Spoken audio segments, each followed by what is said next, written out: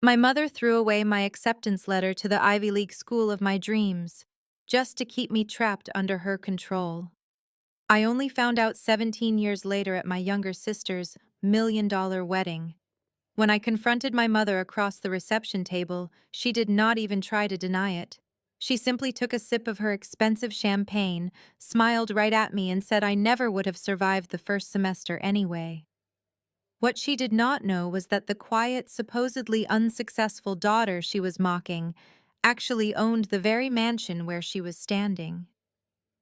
What I pulled from my purse a few minutes later wiped that smug smile off her face forever. My name is Becca.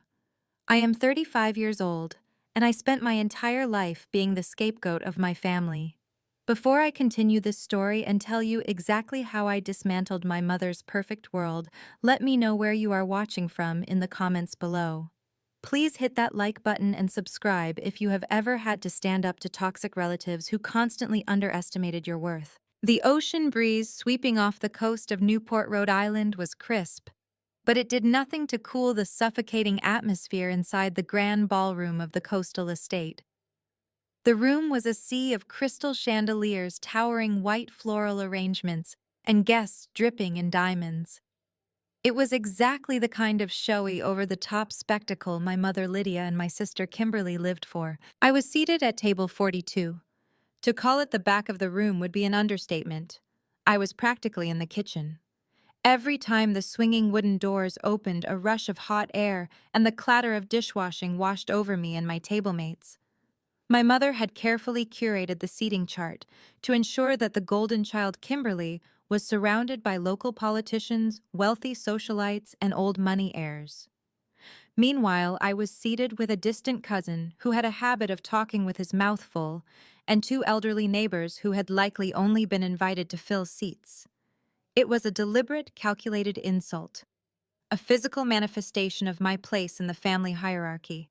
They thought I was a struggling financial analyst barely making ends meet in San Francisco.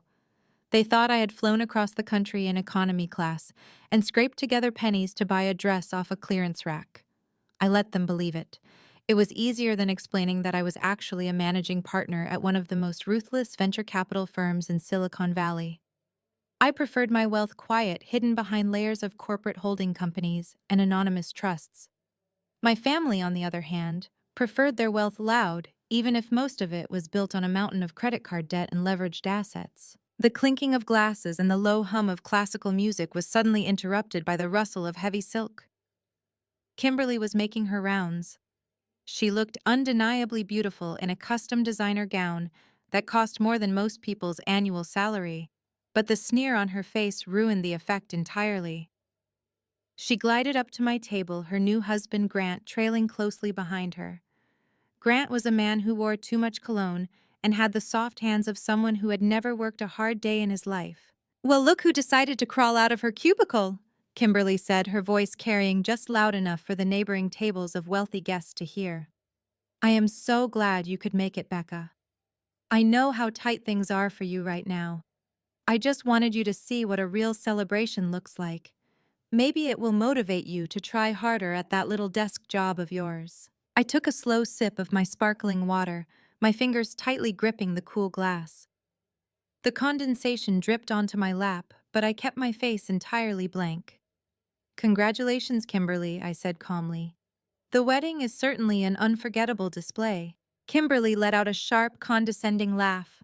She looked me up and down, her eyes pausing critically on my outfit. It was a vintage bespoke piece I had acquired at a private auction in Paris, completely unbranded, but woven from the finest silk. To anyone with real money, it screamed quiet luxury. But to Kimberly, who only understood giant logos and flashy tags, it looked plain. "I see you bought something off the rack just for me," Kimberly said with a fake pout. "You really should have asked Mom for a loan. I would be embarrassed to be seen in that among all these important people. But then again, I suppose that is why Mom put you all the way back here by the kitchen doors. We did not want you to feel out of place among the elite." Grant chuckled, wrapping an arm around Kimberly's waist. He looked at me with an expression of pure pity. "Do not be too hard on her, darling. Not everyone is cut out for this kind of lifestyle. Someone has to do the boring paperwork in the world so people like us can thrive. Before I could formulate a response that would not immediately reveal my hand, the crowd parted again. My mother Lydia approached our table. She wore a silver gown that clung tightly to her frame, her neck adorned with pearls that I strongly suspected were leased. She placed a cold hand on Kimberly's shoulder and looked at me with eyes that held zero maternal warmth. "Becca, please try not to draw attention to yourself," Lydia said, her tone dripping with false concern. "We have very important investors from Grant's family here tonight. We need everything to be absolutely perfect.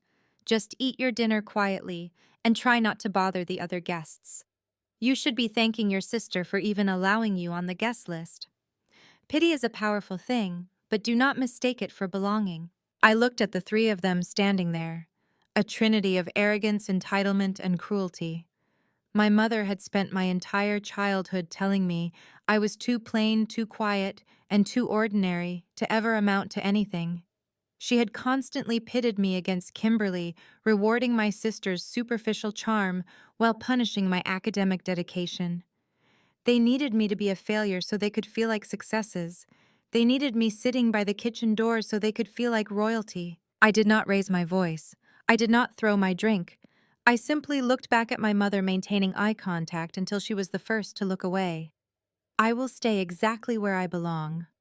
"Mom," I said smoothly, "you do not need to worry about me ruining the illusion you have worked so hard to create today. Enjoy it while it lasts." Lydia narrowed her eyes, sensing a challenge, but Kimberly just laughed again and pulled her mother toward the dance floor.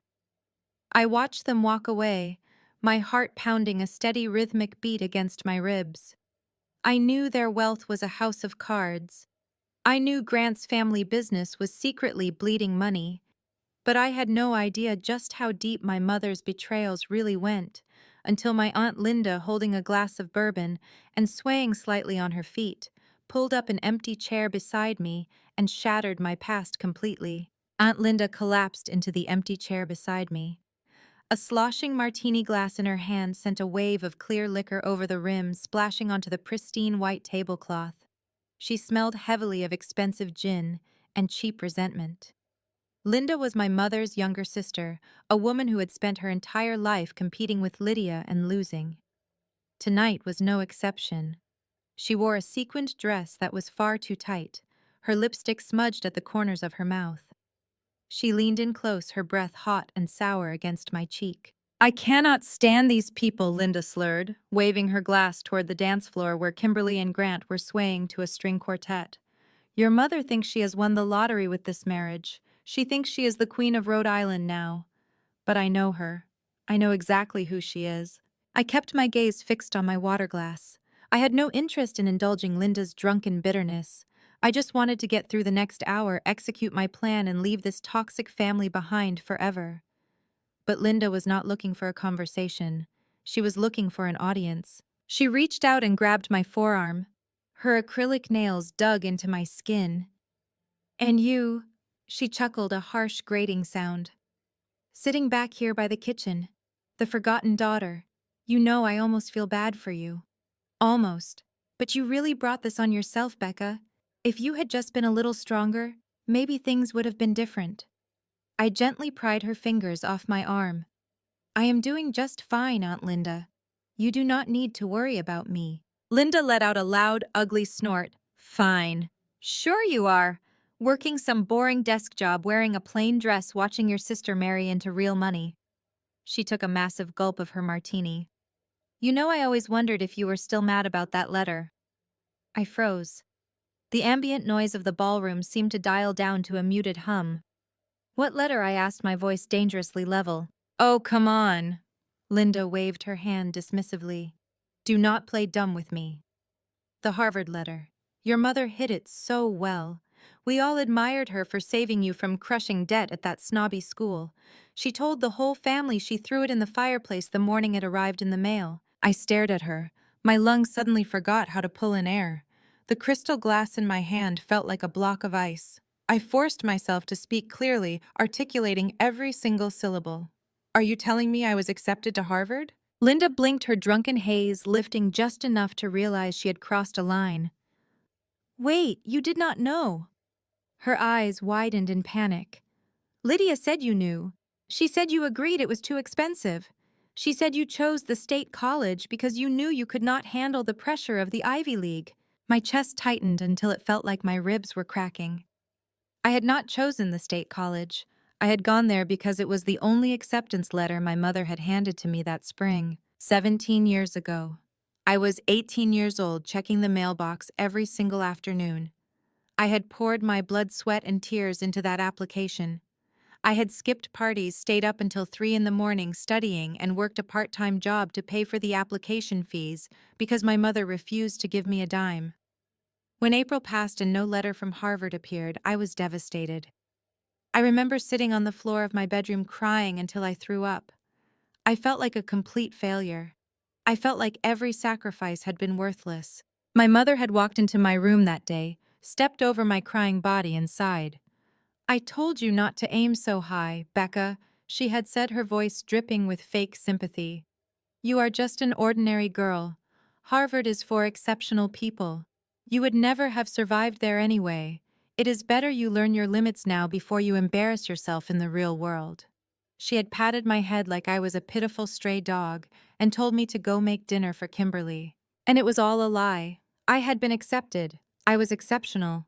I had earned my place at one of the most prestigious universities in the world. But my mother had stolen it from me. She had intercepted the mail, recognized the thick crimson envelope, and burned my future in the living room fireplace just to keep me small. She wanted me insecure. She needed me broken so I would stay home, work multiple jobs, and contribute to the household while Kimberly took dance lessons and went to private tutoring.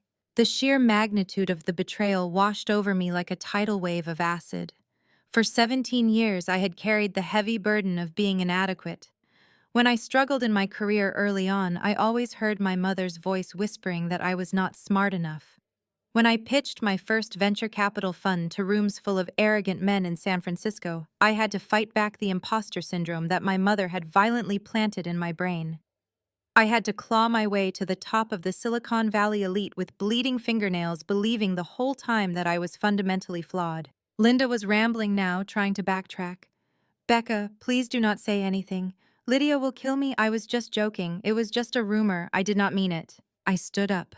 The chair scraped loudly against the hardwood floor. My mind was no longer spinning. It was terrifyingly still. The sadness and the shock evaporated, replaced by a cold, calculating rage. This was no longer just about Kimberly being a spoiled brat. This was no longer just about my family treating me like a second-class citizen at a wedding. This was about a stolen life. My mother had deliberately sabotaged my return on investment. She had treated my potential as a liability and destroyed it to protect her own fragile ego. I looked down at Linda. She was trembling, gripping her empty martini glass like a shield. I did not raise my voice. I did not scream. I just offered her a smile that held absolutely no warmth. "Thank you, Aunt Linda," I said quietly. "You just gave me the missing piece of the puzzle. Enjoy the rest of the reception." I turned away from table 42. My mother was standing near the towering wedding cake, holding a glass of champagne and laughing with a group of wealthy investors. She looked completely untouchable in her stolen glory. But she was about to learn a very hard lesson about cause and effect. I straightened my posture, smoothed down the fabric of my bespoke dress, and began walking directly toward the head table. The time for sitting quietly by the kitchen doors was officially over. I navigated the maze of round tables draped in imported silk. My heels made no sound on the plush carpet, but my presence commanded a sudden and strange shift in the atmosphere. The string quartet was playing a lively symphony, yet all I heard was the rushing of blood in my ears. I did not shed a single tear. Crying was for the weak, and I had left my weakness on the floor of my childhood bedroom 17 years ago. I walked with the calculated precision of a predator, zeroing in on its target. Lydia was seated at the center of the head table. She was flanked by Grant's wealthy parents and a local politician. She was holding a crystal flute of vintage champagne, laughing at a joke one of the investors had just told. Kimberly and Grant were standing nearby, mingling with guests, but my eyes were locked solely on my mother. I stopped directly across from her. The imposing centerpiece of white orchids stood between us, but it could not shield her from my gaze. Lydia, I said. I did not call her Mom. The word tasted like ash in my mouth. She turned. Her smile froze for a fraction of a second before her mask of high society elegance slipped back into place. Becca! I thought I told you to stay at your table. We are entertaining. Her tone was sharp, meant to dismiss me like an unruly servant. I just had a very enlightening conversation with Aunt Linda, I said. My voice projected clearly over the music. The nearby guests stopped talking. The silence began to ripple outward, spreading through the immediate vicinity. She told me a fascinating story about a crimson envelope, the one from Harvard. I expected panic. I expected denial. I expected her to drag me out into the hallway to suppress the scandal before the wealthy and laws caught wind of her cruelty. But Lydia did none of those things. Her absolute lack of a conscience was terrifyingly on display. She did not even flinch.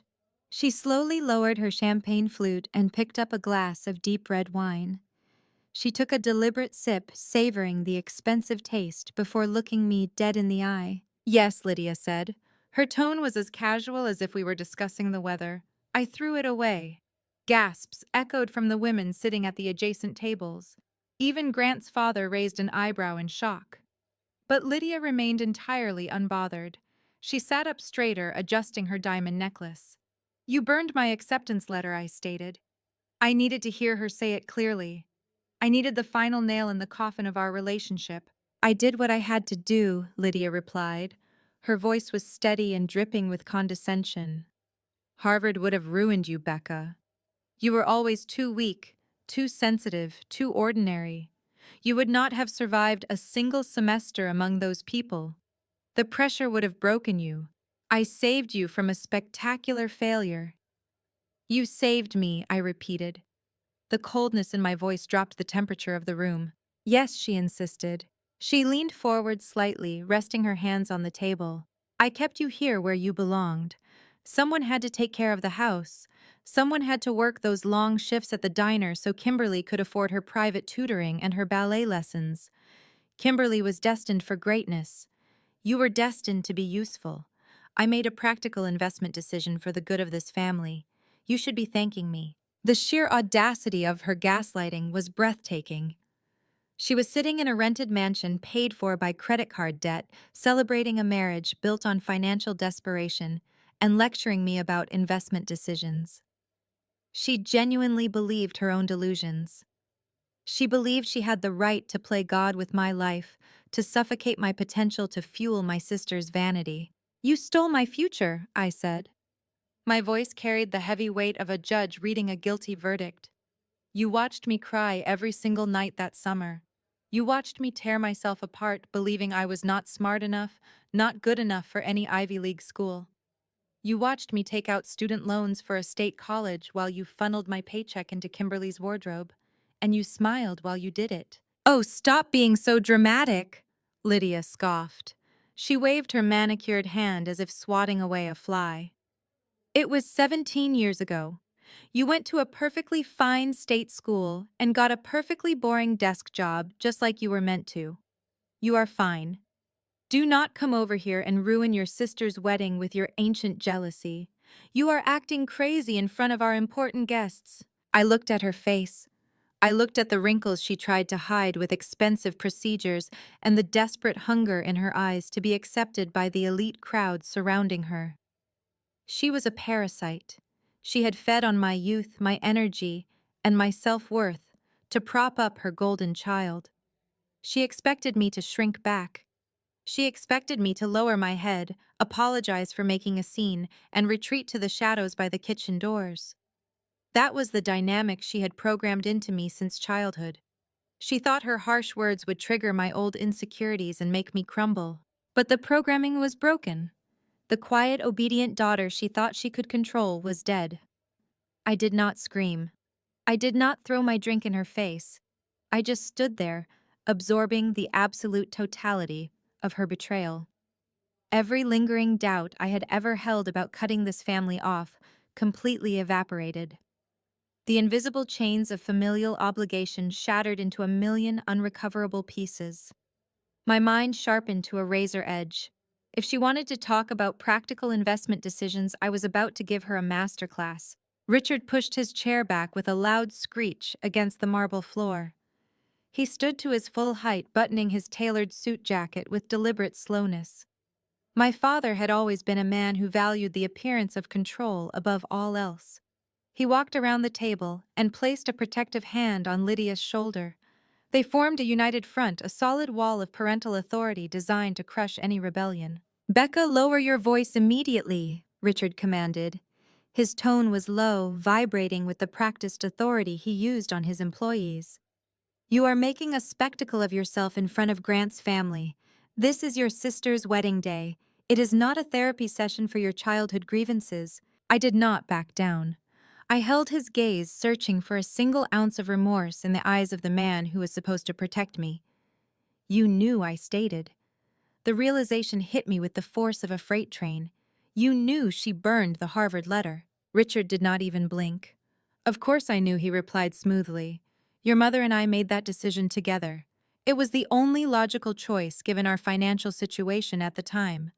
Kimberly needed to attend that prestigious preparatory academy, and Jason was about to start his elite sports camp. We could not afford to sink hundreds of thousands of dollars into an Ivy League degree for you. You were perfectly capable of attending a local state school and commuting from home. It kept our overhead low." I stared at him, marveling at the clinical way he reduced my entire future to a line item on a budget spreadsheet. A line item they chose to delete. "You sacrificed my education so Kimberly could buy designer dresses and Jason could play lacrosse," I said. "You destroyed my way out." "Do not use that dramatic language with me," Richard snapped, stepping closer. "You are acting completely irrational. We are a family. In a family, the strong members make sacrifices to elevate those with the highest potential. Your mother assessed the situation perfectly. You did not have the aggressive temperament needed for the Ivy League. You would have crumbled. We protected our assets, and we protected you." A scoff echoed from the edge of the dance floor. Jason, my younger brother, stepped out from the crowd of onlookers. He held a glass of whiskey, a smug grin plastered across his face. He was dressed in a custom tuxedo, dripping with an unearned arrogance that had been entirely funded by my early years of labor. "Are you seriously throwing a tantrum over some ancient college rejection?" Jason sneered. He walked up to stand beside our father, crossing his arms. "God, Becca, you are so bitter. This is exactly why nobody invited you to the rehearsal dinner. You carry around this massive chip on your shoulder because your life turned out mediocre." I looked at Jason, the brother who had spent his entire 20s bouncing from one failed startup to another, always bailed out by our parents extending their credit lines. He was 30 years old, living rent-free in their pool house, and daring to call my life mediocre. "You have no idea what my life looks like, Jason," I said, my voice steady and cold. "I know you are sitting at the back table wearing a boring dress and complaining about high school." Jason shot back, taking a sip of his drink. "Look around you, Becca. Look at where Kimberly is right now. She is marrying into a real estate dynasty. She secured the future of this family. All you have done is work some miserable desk job and complain that mom and dad did not treat you like a princess. You are selfish. You have always been selfish." "Selfish," I repeated, testing the word. "I worked 30 hours a week at a diner while going to state college full-time so I could pay my own tuition. I bought the groceries for the house while you two went to private tutors." Richard raised a hand to cut me off. "Enough. We are not litigating the past today. Your mother made a tough call for the betterment of this family and you survived it. You are a grown woman. It is time to get over it and stop acting like a victim. You chose to march up to this table and insult your mother in front of our most important guests. You are trying to ruin Kimberly's perfect day because you cannot stand to see her shine." Lydia leaned back in her chair, a triumphant glint in her eyes. She loved this. She loved watching the men in the family rush to her defense, acting as her personal attack dogs. She knew exactly how to play the victim while holding the knife. "She is just jealous," Richard Lydia said softly, feigning a sigh of exhaustion. She has always resented Kimberly. I tried to love them equally, but Becca always rejected my guidance. I suppose some people are just born ungrateful. Richard nodded, his face hardening into a mask of absolute disdain. He pointed a finger directly at my face. You are going to apologize to your mother right now, Becca. The demand hung in the air, heavy and suffocating. The guests nearby watched in hushed anticipation, waiting to see if the prodigal daughter would finally break under the sheer weight of the family patriarch. I stared at the finger pointed at my face. You want me to apologize? Yes, Richard demanded, his voice rising in volume. You will apologize to Lydia for your disgraceful behavior. You will apologize to Kimberly and Grant for causing a scene at their reception, and then you will quietly walk back to your table and sit there until this event is over. If you cannot do that, I will have security escort you off the premises immediately. You are a guest here, and you will show respect to the people who graciously allowed you to attend. Jason chuckled, shaking his head. Just do it, Becca. Swallow your pride for once in your life. You are embarrassing yourself. You are standing in a multi-million-dollar estate surrounded by successful people, and you are whining about a letter from 2 decades ago. Say you are sorry and go back to your corner. The psychological warfare was executing flawlessly. They were attempting to isolate me, invalidate my reality, and crush my spirit through collective intimidation. This was the exact same tactic they had used when I was a teenager. Whenever I questioned their unfairness, they would close ranks.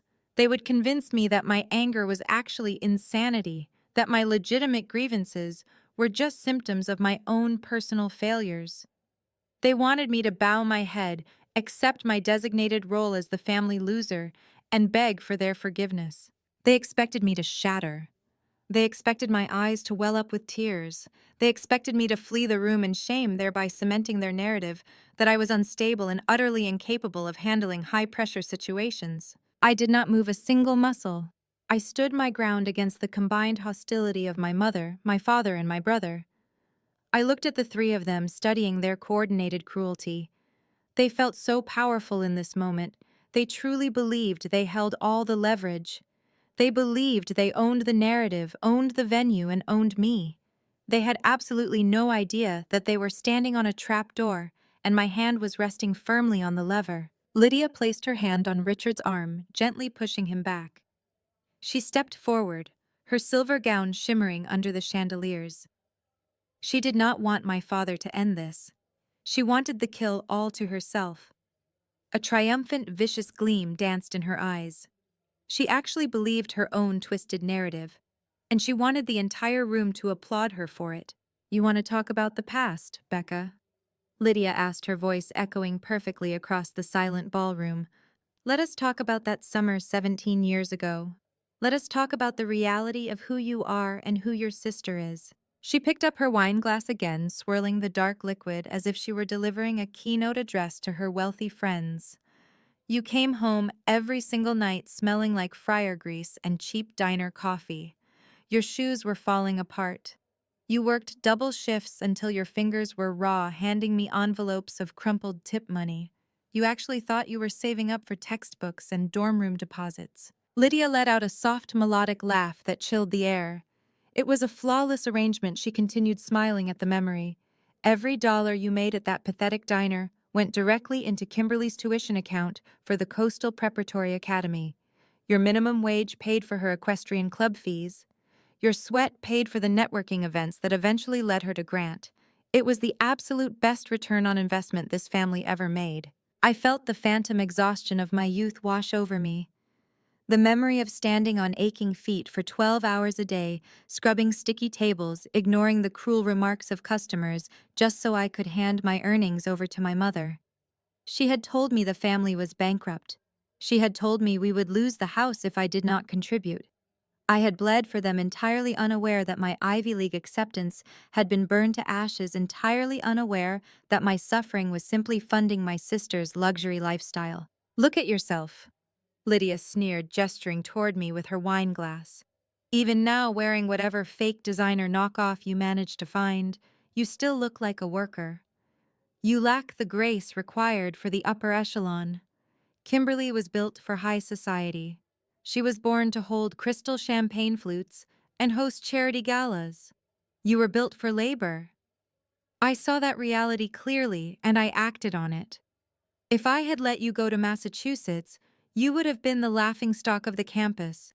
You would have drowned in student debt, failed your classes, and crawled back home to drag us all down with you. A few gasps rippled through the crowd. Some of Grant's wealthy relatives shifted uncomfortably in their seats, clearly shocked by the sheer brazenness of her cruelty. But Lydia misread their silence as awe. She thrived on the attention, feeding off the energy of the room to escalate her attack. By keeping you exactly where you belonged, I maintained the family ecosystem, Lydia declared proudly. You provided the necessary foundation so your sister could soar, and look at the results. She swept her free hand toward the soaring ceilings of the Newport estate, the marble columns, the extravagant floral displays. You are standing in a $50 million estate right now, Becca. You are breathing the air of a dynasty because I knew exactly how to allocate my resources. Kimberly secured this venue. Kimberly secured this marriage. She elevated the entire family. You are nothing but a guest who practically snuck in through the service entrance. The injustice of her words was a physical weight pressing down on the room. She was weaponizing my trauma, turning my stolen youth into a punchline. She wanted me to feel the crushing humiliation of being the ugly duckling, the workhorse who was never meant to attend the ball. She wanted me to break down, to cry, to run out the doors and disappear into the night so she could turn back to her wealthy friends and sigh about her troubled, unstable daughter. But I did not cry. My face remained an impenetrable mask of calm. I let her words hang in the silent air, letting the absolute venom of her confession sink into the minds of every single guest in that ballroom. She had just publicly admitted to financial abuse, emotional manipulation, and the deliberate destruction of her own child's future. She thought she was bragging about a brilliant business strategy. She did not realize she was reading her own indictment. You really believed that I said my voice completely devoid of emotion? You really believe my labor was just a stepping stone for your golden child? Lydia lifted her chin, her eyes flashing with arrogance. I do not just believe it. I proved it. The evidence is right here in this room. I made Kimberly a queen, and you are just the hired help who got an invitation out of pity. So I will tell you one last time. Apologize to me. Apologize to your sister, or get out of my sight. She took a triumphant sip of her wine, waiting for my surrender. She expected the girl who used to cry on her bedroom floor. She expected the girl who handed over her tip money seeking a scrap of maternal affection. I looked at the woman who had birthed me, feeling absolutely nothing but clinical detachment. I absorbed her bitter monologue, taking mental inventory of every arrogant claim she had just made. She had built her entire identity on a mountain of lies, funded by my stolen opportunities and secured by a mountain of toxic debt. She believed she had won the ultimate game of high society chess. I slowly reached into my vintage silk clutch. The leather of my designer wallet felt cool against my fingertips. Lydia thought she was the master of allocating resources. She was about to find out what happened when the worker she created returned to buy the entire plantation. Grant stepped forward smoothly, inserting himself between his new wife and my mother. He buttoned the center button of his custom-tailored tuxedo with an air of practiced authority. Grant was a man who had been told he was important since the day he was born, simply because of his last name. He possessed the classic jawline of generational wealth, and the hollow, arrogant eyes of someone who had never actually earned a single dollar he spent. He wanted to play the patriarchal protector, eager to defend his new territory and show off his supposed dominance. "Let me handle this," Lydia Grant said, his voice dripping with unearned superiority. He wrapped a possessive arm around Kimberly's waist, pulling her tightly against his side. He looked down his nose at me, curling his lip in open disgust. "You really need to learn your place, Becca. You march in here crashing a multi-million-dollar reception, throwing a massive tantrum over some delusional fantasy where you actually belonged at a top-tier university." He took a slow, dramatic sip of his bourbon, swirling the amber liquid with exaggerated elegance. "What does a lowly employee in San Francisco really know about ambition?" he sneered. "You punch a clock, you sit in a cubicle, and you take orders. My family has built real estate empires across the entire East Coast. We understand exactly what it takes to succeed in the upper echelons of society. It takes pedigree, it takes a specific type of bloodline, and immense capital. I remained completely silent, my face an impenetrable mask. I watched him puff out his chest, completely blind to his own impending doom. You think just because you worked hard at some greasy spoon diner, you were entitled to an Ivy League education? Grant continued, his tone mocking. Harvard does not admit the hired help, Becca. They admit leaders. They admit visionaries. They admit people like us. You do not even have the basic refinement required to walk across Harvard Yard. You are common. Your mother recognized that you were a bad investment, and she cut her losses. That is just good business. Kimberly let out a shrill, malicious laugh. She rested her head on Grant's shoulder, deliberately raising her left hand to flash a massive, glittering diamond ring under the ballroom chandeliers. She is just incredibly jealous, Grant. Kimberly said, her voice rising in a venomous crescendo. She has always been this pathetic. Kimberly turned her gaze toward me, her eyes sweeping over my vintage silk dress with undisguised contempt. Look at you, Becca.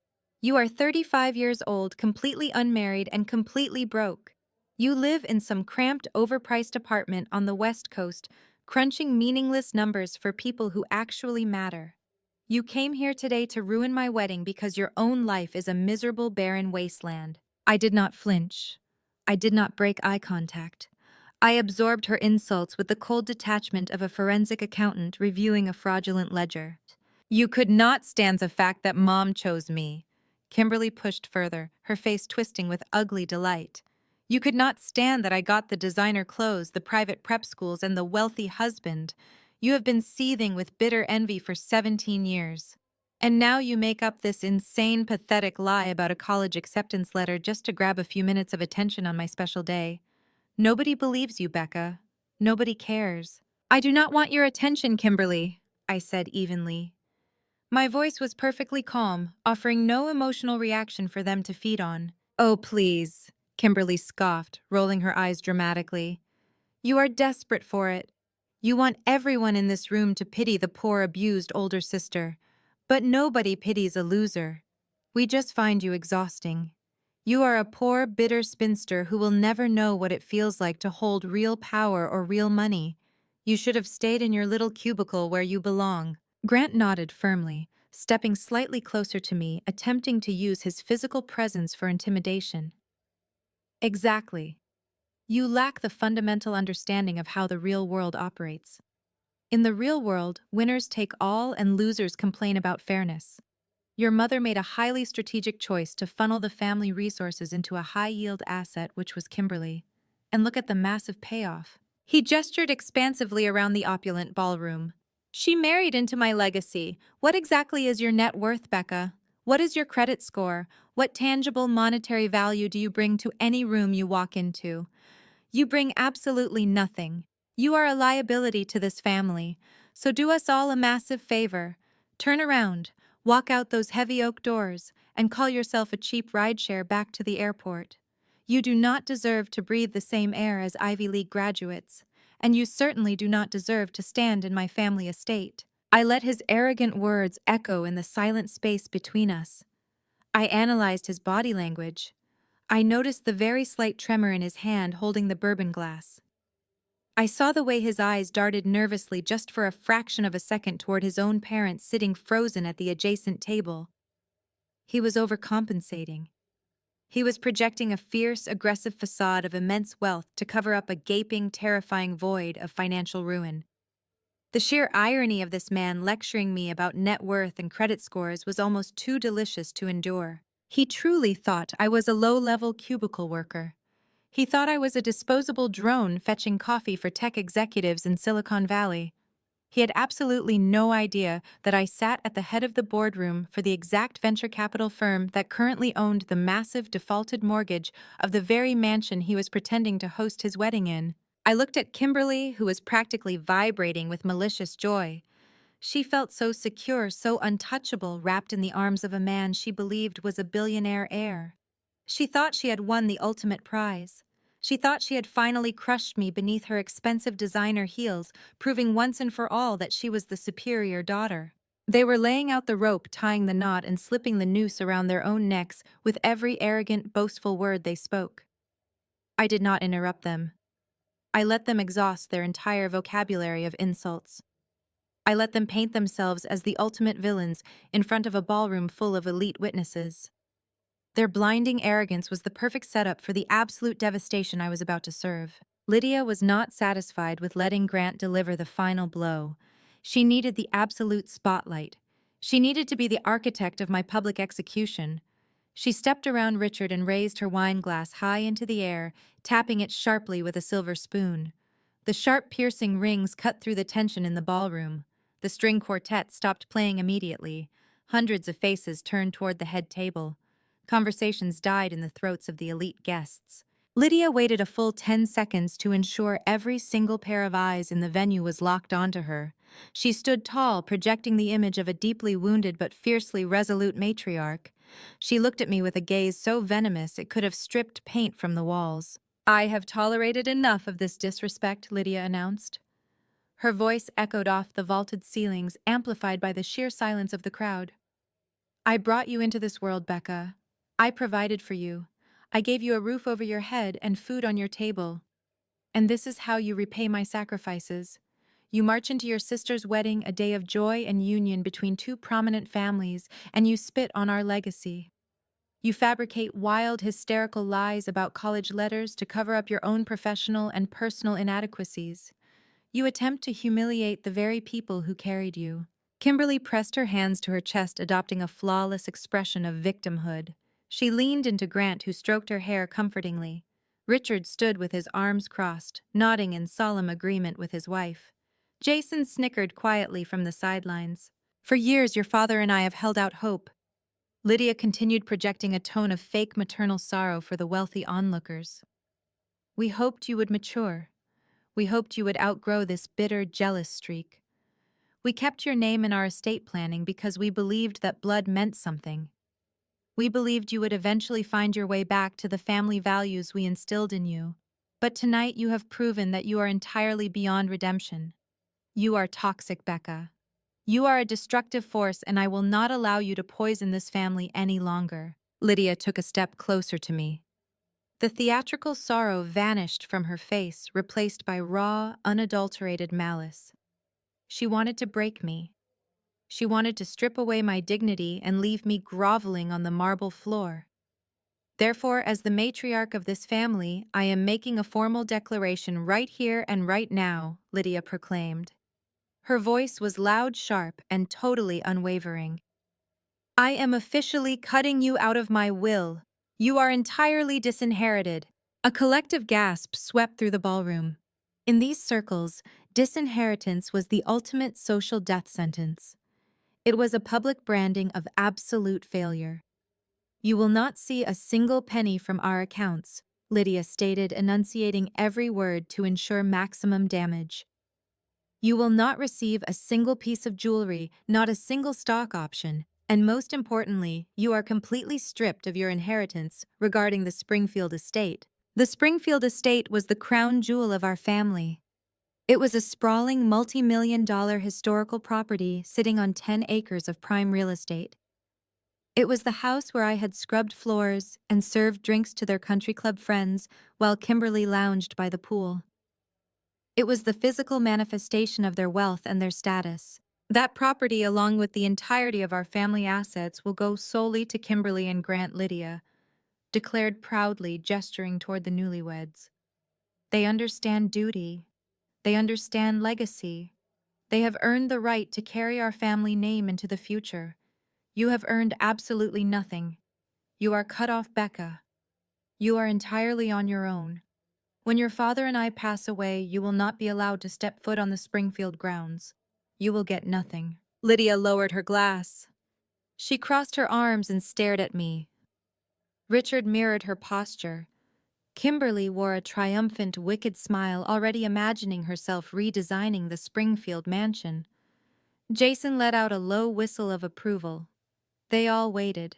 They stood in a semicircle of judgment, holding their collective breath. Lydia was waiting for the collapse. She expected my shoulders to slump. She expected my composure to shatter into a million pieces. In her mind, she had just dropped a nuclear bomb on my financial future. She genuinely believed I was a struggling administrative worker who desperately needed that inheritance to survive. She anticipated that the sheer terror of poverty would force me to my knees. She waited for the tears to spill over my eyelashes. She waited for me to beg to plead to offer frantic apologies in front of the entire assembly of guests, just to save my share of the estate. The silence stretched on for 30 agonizing seconds. The entire ballroom was completely immobilized. The elite guests stared at me, waiting to witness the humiliating breakdown of the outcast daughter. I looked at Lydia. I looked at the absolute certainty in her eyes. She felt like a god sitting on a throne, passing judgment on a peasant. She had used money as a weapon to control me my entire life, and she thought she had just fired her biggest gun. She was so blinded by her own arrogance that she could not see the reality of the situation. I did not drop my gaze. I did not shed a single tear. I did not offer a single word of apology. I simply stood there, absorbing the absolute pathetic nature of her grand speech. She was threatening to withhold a house that she did not even truly own anymore. She was using a financial guillotine that had already been dismantled and sold for scrap. The utter silence in the room amplified the steady, calm beating of my heart. They wanted a reaction. They wanted me destroyed. I prepared to give them a reaction they would never forget for the rest of their miserable lives. The silence in the grand ballroom was absolute and suffocating. Hundreds of elite guests held their breath, their eyes darting between my face and the imposing figure of the woman who had just publicly executed my future. Lydia stood tall, her chest heaving slightly from the exertion of her grand performance. She waited for the inevitable collapse. She waited for my knees to hit the polished marble floor. She expected a symphony of sobs, a desperate plea for forgiveness, a frantic negotiation to salvage my place in her counterfeit dynasty. Instead, the corners of my mouth began to turn upward. I did not force it. It was not a polite, socially acceptable expression. It was a slow, deliberate, and entirely predatory smile. It was the smile of a venture capitalist sitting across the table from a hostile board of directors who had just handed over the keys to their own kingdom without even reading the fine print. The smile reached my eyes, freezing them into twin shards of dark ice. The psychological effect on the head table was instantaneous and incredibly satisfying to watch. Lydia's triumphant posture faltered.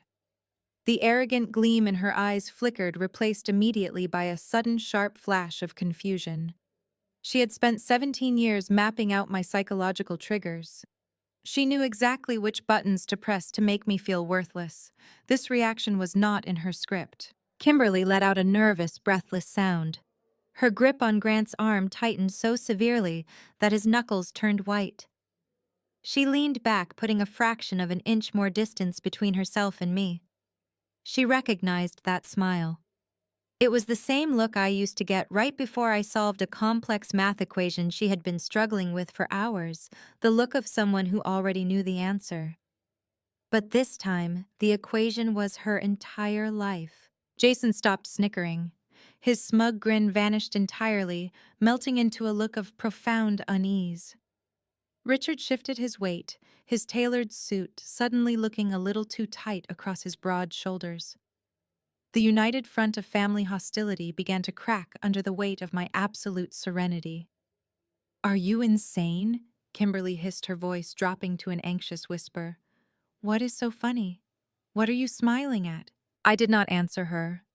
I did not offer them a single word of defense or retaliation. Arguing with them would imply that their words held power. It would imply that I actually cared about the Springfield estate, a property that was currently bleeding capital and leveraged to the absolute brim. I let the silence stretch, stretching the tension until it felt like the crystal chandeliers above us might shatter from the frequency. I maintained unwavering eye contact with my mother as I slowly, deliberately reached into my vintage silk clutch. The sharp metallic snap of the clasp echoed like a gunshot in the quiet room. Lydia's breath hitched. Grant stepped forward, his chest puffed out in a pathetic display of masculine protection, but he did not dare reach for me. They watched me with wide, paranoid eyes as I retrieved my phone. It was a sleek, unbranded device devoid of the flashy logos Kimberly so desperately worshipped. I unlocked the screen with a simple swipe. I opened my encrypted corporate messaging application. The bright interface illuminated my face in the dim romantic lighting of the reception hall. I navigated to a single contact, my chief financial officer, sitting in a high-rise office back in San Francisco. I did not hesitate. My thumbs flew across the digital keyboard with lethal precision. Initiate immediate credit recall procedures. Execute all default protocols for the Grant and Springfield portfolios. Proceed with asset seizure. I read the text once to ensure perfection. I pressed send. The digital swoosh confirming the delivery was the only sound I made. It was a tiny, insignificant noise to everyone else in the room. But to me, it was the sound of a guillotine blade dropping. I locked the phone and slid it back into my clutch. I snapped the bag shut and folded my hands neatly in front of me. I looked back up at the head table. The fear radiating from my family was now a tangible living thing. They had no idea what I had just done, but their primal instincts were screaming that they were in severe danger. The power dynamic had flipped completely, and I had not even raised my voice. "What did you just do?" Richard demanded.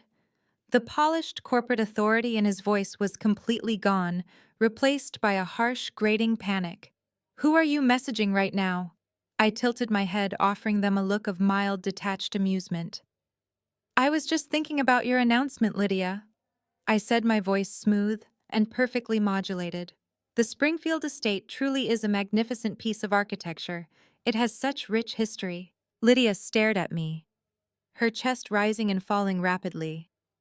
She gripped the edge of the table, her knuckles stark white against the dark linen. "Do not play games with me, Becca. I just cut you out of this family forever. You have nothing." I took a slow, elegant sip of my sparkling water. The cool liquid washed down my throat, refreshing and crisp. I set the glass down gently. "I am not playing games," I replied, my tone conversational. "I am simply agreeing with your assessment. The property taxes alone must be staggering, not to mention the maintenance costs for a house of that size. I am sure Kimberly and Grant will manage the upkeep perfectly. They seem like such responsible, forward-thinking individuals." Grant scoffed loudly, attempting to reclaim his shattered dominance. "We have more capital than you could ever comprehend in a lifetime of working a desk job. We could buy and sell that estate 10 times over without breaking a sweat. You are a delusional, bitter spinster tapping on a cheap phone. You are pathetic." I ignored him entirely. Grant was nothing but a pawn, a heavily leveraged liability, wrapped in a rented tuxedo. My attention remained fixed on the woman who had burned my Harvard letter and stolen my youth. "You made a highly strategic choice today, Lydia," I said softly, ensuring only the people at the head table could hear the precise edge in my voice. "You decided to publicly declare your financial independence from me. You decided to formally separate our assets. I just wanted to make sure I respected your wishes immediately." "What assets?" Jason barked, stepping around our father. "You do not have any assets. You are broke." I offered Jason a small, pitying nod. I let my gaze sweep over the entire wedding party, taking in the extravagant floral displays, the towering cake, and the hundreds of wealthy guests who were currently whispering among themselves. The tension in the air had shifted from a dramatic family feud to a suffocating, invisible dread. The bomb had been armed. The timer was counting down in the dark. "Enjoy the reception, Kimberly," I said, turning my attention to the bride. "It truly is a breathtaking event. You should savor every single second of it." I did not walk away. I stood my ground, perfectly rooted in place, watching the panic slowly curdle in their stomachs. I did not need to scream or fight. The wheels of absolute financial destruction had already been set into motion, and all I had to do now was stand by the blast zone and watch the empire fall. The tense standoff at the head table was suddenly broken by the frantic sound of leather shoes slapping against the polished marble floor. The venue director, a usually unflappable man in a sharp tuxedo, was practically sprinting across the ballroom. His face had lost all its professional composure, replaced by a sheen of cold sweat. He completely ignored the elite guests staring at him and made a direct line for the head table. He bypassed my mother.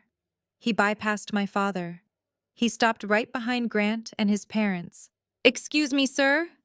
the director whispered, frantically leaning down to speak directly into the ear of Grant's father. "We have a severe emergency regarding the final settlement of the venue invoice." Grant's father frowned, clearly annoyed by the interruption during such a highly publicized family moment. "We settled the remaining balance this morning," he replied dismissively, waving a hand. "Take this up with my accounting team on Monday. Do not interrupt my son's reception." The director swallowed hard. He wiped his brow with a silk handkerchief. "Sir, I did run the cards this morning. They went through initially. But my financial department just received an emergency reversal notification from your bank. The payment has been clawed back. We tried to process the secondary cards on file, but every single one of them has been declined." The word declined hung in the air. It was not a loud word, but in a room full of people whose entire identities were built on credit limits and net worth. It was a word that carried the concussive force of an earthquake. Grant whipped his head around his arrogant sneer, vanishing instantly. "What do you mean, declined?" Grant demanded, his voice cracking slightly. "That is impossible. You must have made a mistake with the processing machine. Run my personal black card right now." Grant reached into his tailored tuxedo jacket and slapped a heavy metal credit card onto the white linen tablecloth. The sharp clack of the metal drew the attention of the adjacent tables. The wealthy socialites who had just been glaring at me suddenly shifted their focus to the groom. The director looked at the metal card like it was a live grenade. "Sir, I already ran that exact card 5 minutes ago." The director stammered, his voice rising in panic. "It was declined. I called the merchant services line to resolve the error. They informed me that all accounts associated with your family portfolio have been subjected to an emergency freeze. The bank representative stated the accounts are currently under seizure protocols. We require an immediate alternative form of payment for the $200,000 balance, or I will be forced to shut down the catering staff and halt the reception." Kimberly let out a sharp gasp. She stared at Grant, her eyes wide with sudden terror. "Grant, what is he talking about?" Kimberly asked, her voice trembling. "Why are your cards frozen? Fix this right now. You are embarrassing us." Lydia stood up from her chair, her face flushing a deep, angry red. She looked around at the guests who were now openly staring and whispering. "This is an outrage," Lydia hissed at the venue director. "Do you have any idea who we are? You are ruining my daughter's wedding over a banking glitch. My husband will write you a check right now and you will be fired by tomorrow morning." Richard puffed out his chest, stepping forward to play the wealthy savior. He reached into his breast pocket and pulled out his leather checkbook. It was a classic move. He loved throwing money at problems to assert his dominance. "This is incredibly unprofessional," Richard growled, clicking his expensive pen. "I will cover the balance. I expect a formal apology from your management company." I watched him write the check, feeling a deep, satisfying warmth spread through my chest. Richard handed the piece of paper to the director with a flourish of pure arrogance.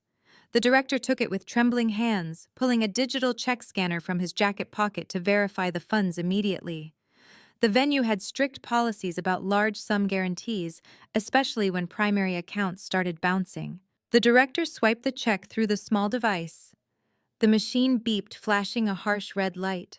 The color drained completely from Richard's face. The director looked up, his eyes wide with a mixture of fear and profound awkwardness. "Sir," the director said, his voice trembling uncontrollably, "your check has bounced. The system says your personal and business accounts have also been frozen due to a sudden recall of your credit lines. You have 0 available funds." The whisper started at the table closest to us and spread through the grand ballroom like wildfire. Bounced, frozen, declined. The holy trinity of financial ruin was echoing across the room. The local politicians, the wealthy heirs, and the country club elite were putting the pieces together. They were witnessing the spectacular real-time implosion of a family that had spent decades pretending to be royalty. Kimberly grabbed the edge of the table, looking like she was going to be sick. Her diamond ring suddenly looked incredibly heavy on her trembling finger. "Mom, do something," Kimberly pleaded, her voice pitching into a hysterical whine. "Everyone is staring at us. Make him fix it." Lydia was hyperventilating. She grabbed her own purse, frantically digging for her gold cards, but her hands were shaking so badly she dropped them onto the floor. The shiny plastic scattered across the marble, utterly worthless. Jason stood frozen in place, his whiskey glass dangling loosely from his fingers, his arrogant smirk entirely erased. Grant turned to his father, panic stripping away every ounce of his false bravado. "Dad, call the bank, call the brokers. What is happening to our accounts?" His father was already furiously typing on his phone, his face pale and slick with sweat. "I am trying," he shouted, dropping all pretense of high society manners. "The automated system says we are in default. The venture capital firm holding our corporate debt just initiated a hostile recall. We are locked out. They are liquidating the portfolio." The sheer chaos was a masterpiece of my own design. The elite guests were no longer whispering. They were openly staring, pointing and backing away from the head table as if poverty were a contagious disease. A few prominent investors who had done business with Grant's family were already standing up, signaling their wives to grab their coats. They needed to distance themselves from this financial sinking ship before the collateral damage hit their own reputations. I remained standing exactly where I was. I did not move. I did not speak. I simply watched the carnage unfold with the serene clinical detachment of an apex predator, watching its prey step blindly into a snare. Lydia looked up from the scattered credit cards on the floor. Her eyes locked onto mine. She saw the absolute calm radiating from my posture. She saw the cold, calculated gleam in my eyes. The realization hit her with the brutal force of a physical blow. She remembered the text message I had sent just moments before. She remembered my comment about the Springfield estate bleeding capital. Her mouth opened, but no sound came out. The matriarch who had just publicly disinherited me, the woman who had burned my future to keep me under her thumb, was finally beginning to understand that she was not the one holding the axe. She was the one with her head on the block. And I had just released the blade. The room was buzzing with the chaotic, panicked whispers of the scandal. Lydia, desperate to regain any semblance of control over her crumbling empire, grabbed the venue director by the arm and hissed at him to fix the credit card machine. She then turned her wild eyes toward the string quartet in the corner. She violently waved her hand upward, signaling them to play louder. The musicians, terrified by her crazed expression, immediately launched into a frantic, upbeat symphony, desperately trying to drown out the murmurs of the wealthy guests. Kimberly, operating on pure, unadulterated delusion, grabbed Grant's wrist. Her perfectly manicured nails dug so deeply into his skin that he winced. She dragged him away from his panicked parents and pulled him directly toward the center of the room, where a towering 6-tier wedding cake stood, illuminated under a bright crystal spotlight. "Smile," Kimberly hissed through her gritted teeth, her eyes wide and manic. "Just smile for the cameras. We are cutting the cake right now." She snatched the heavy silver cake knife from the table, gripping the ornate handle like a weapon. Grant stumbled to stand beside her, his face still chalk white from the realization that his family accounts were locked. The hired photographer, sensing the deeply chaotic energy radiating from the couple, hesitantly raised his camera. Kimberly plastered on a terrifying, rigid grin. She was determined to force this wedding reception to continue. She was desperately trying to paste over the gaping, terrifying hole of their financial ruin with layers of royal icing and forced applause. I watched her raise the silver blade. She was clinging to the very last shred of her high society fantasy, entirely blind to the tidal wave that was about to wash it all away. And then the heavy, solid oak doors at the main entrance of the ballroom did not just open, they were violently shoved apart. The loud concussive thud of the heavy wood striking the marble walls severed the upbeat music instantly. The string quartet stopped dead, their bows hovering awkwardly over their instruments. Every single head in the extravagant ballroom whipped toward the entrance. A perfectly synchronized phalanx of individuals marched through the threshold. There were 8 of them in total. They wore immaculate razor-sharp charcoal suits. They moved with the cold mechanical precision of a military strike team entering a hostile zone. There were no polite smiles. There was no hesitation. They carried thick black leather briefcases and heavy stacks of watermarked legal documents. They walked in a tight, unyielding formation. Their hard leather shoes clicked in terrifying unison against the polished floor, cutting a direct path straight through the sea of terrified whispering guests. At the head of the formation walked a tall, severe woman with icy gray eyes and dark hair pulled back into a tight, unforgiving knot. This was Ms. Montgomery, my lead corporate litigator. She was a woman who specialized in hostile takeovers and aggressive asset seizures. She possessed the warmth of a great white shark, and she was here to draw blood. Grant dropped his hand from Kimberly's waist. His eyes widened in sheer, unadulterated panic as he recognized the logo embossed on the leather portfolios. "Throw them out!" Grant screamed, his voice cracking into a high-pitched, desperate shriek. "Security, get them out of my reception right now." 4 hulking security guards hired by Grant's family to keep the local press away from the gates immediately rushed forward to intercept the intruders. The lead guard, a massive man with a coiled earpiece and a bulging neck, stepped directly into Ms. Montgomery's path.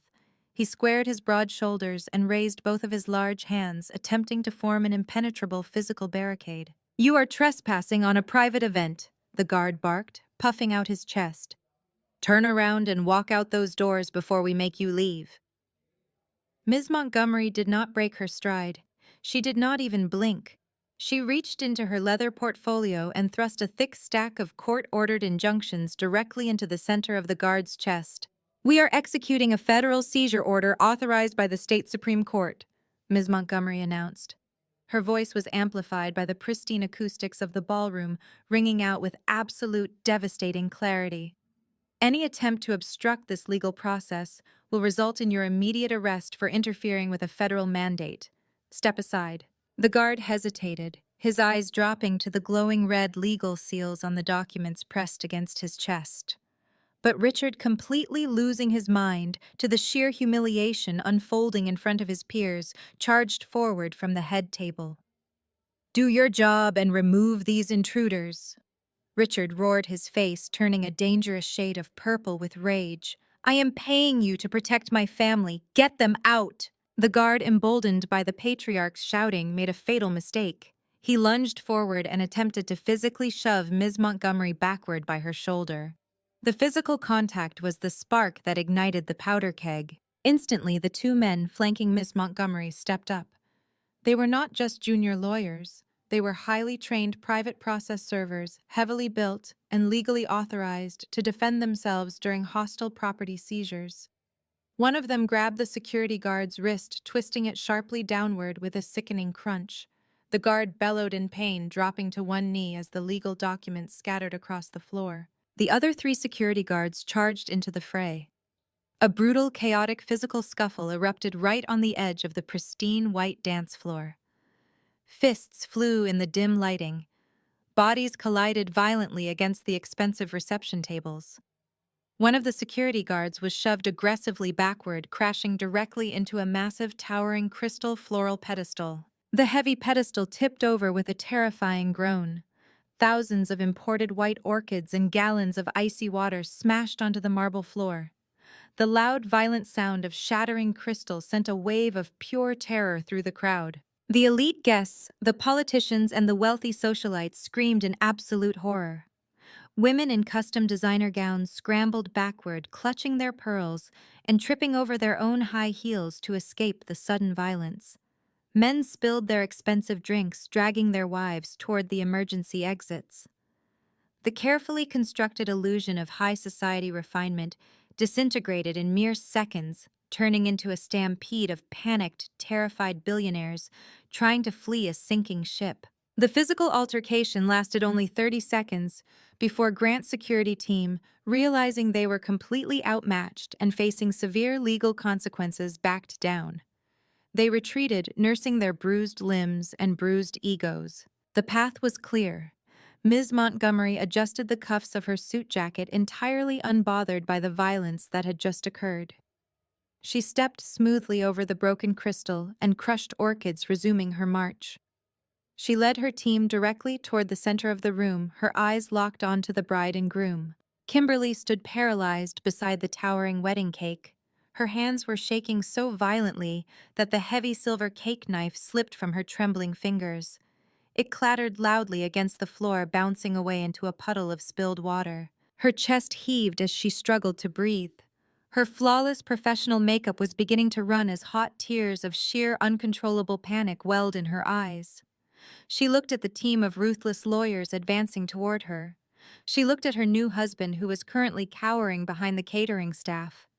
She looked at our mother, who was clutching her chest, hyperventilating, as the terrifying reality of the situation crashed down upon her. Mom, Kimberly shrieked, her voice a hysterical, agonizing wail that cut through the chaotic murmurs of the fleeing guests. Mom, what is happening? Make them stop. Please make them stop. But Lydia could not make them stop. Lydia was completely powerless. She stood frozen in her silver gown, watching the grim reapers of the financial world march directly toward the glittering altar she had built for her golden child. The fairy tale was violently over. The nightmare had officially arrived, and I stood perfectly still in the shadows, watching every single second of their total devastation unfold. The ballroom of the Newport estate was descending into absolute anarchy. Guests were scrambling toward the heavy oak doors, eager to distance themselves from the physical altercation and the unmistakable stench of financial ruin. But the exits were already blocked by local law enforcement officers who had quietly moved in behind the legal team, securing the perimeter. Nobody was leaving until the execution of the court order was complete. Ms. Montgomery stood perfectly still amidst the fleeing socialites and shattered crystal. She did not raise her voice to compete with the panicked shouting of the crowd. Instead, she simply extended her right hand backward. One of her towering associates immediately placed a sleek, heavy-duty megaphone into her open palm. She raised the device to her lips and flicked the power switch. A sharp, deafening screech of audio feedback blasted through the cavernous room. The high-pitched electronic squeal sliced through the chaos like a physical blade. Women in silk gowns covered their ears, wincing in pain. Men dropped their drinks. The terrified shouting of the elite guests instantly died down into a shocked, breathless silence. All attention was violently redirected back to the center of the dance floor, right where Ms. Montgomery stood. "Ladies and gentlemen," Ms. Montgomery announced, her amplified voice booming off the vaulted ceilings and shaking the floorboards. "I strongly advise you to listen closely and comply immediately. This property is now an active seizure zone." Grant's father, his face purple with a lethal combination of rage and humiliation, lunged forward from the head table. He pointed a trembling finger at the legal team. "You have absolutely no right to do this," he roared, his voice cracking wildly. "I am a prominent real estate developer. I have the mayor on speed dial. I will sue your firm into oblivion for trespassing and defamation. You are ruining my son's wedding." Ms. Montgomery lowered the megaphone for a fraction of a second, offering Grant's father a look of absolute glacial pity. She raised the device back to her lips. "You are not a real estate developer, sir," she declared, her amplified voice echoing relentlessly. "You are a fraud. And as of 9 o'clock this morning, you are officially bankrupt." A collective gasp ripped through the crowd of remaining guests. Kimberly let out a strangled, pathetic sob, gripping the edge of the cake table to keep her knees from giving out completely. "By the authority vested in me by the federal bankruptcy court," Ms. Montgomery continued, her words hitting the room like rapid-fire artillery, "I am hereby giving formal public notice. The deed to this Newport estate, along with all associated domestic and international assets belonging to your family holding company, has been legally seized. This property no longer belongs to you. Ownership was officially transferred to our client less than 2 hours ago due to critical unrectified defaults on your corporate loans." Lydia grabbed the back of Richard's chair, her knuckles turning white. She stared at Grant's parents in sheer horror, realizing that the billionaire dynasty she had sold her soul to marry her golden child into was nothing but a colossal fabricated lie. This is a mistake! Grant shouted, his voice pitching into a hysterical squeak. He cowered behind his mother, using her as a human shield against the advancing lawyers. We have millions in escrow. We have offshore accounts. My father just signed a massive development deal last week. Your father leveraged assets he did not actually own? Ms. Montgomery shot back, her tone merciless and clinical. He falsified collateral documents to secure high-risk venture capital loans. Your entire family portfolio has been operating as a glorified Ponzi scheme for the last 3 years.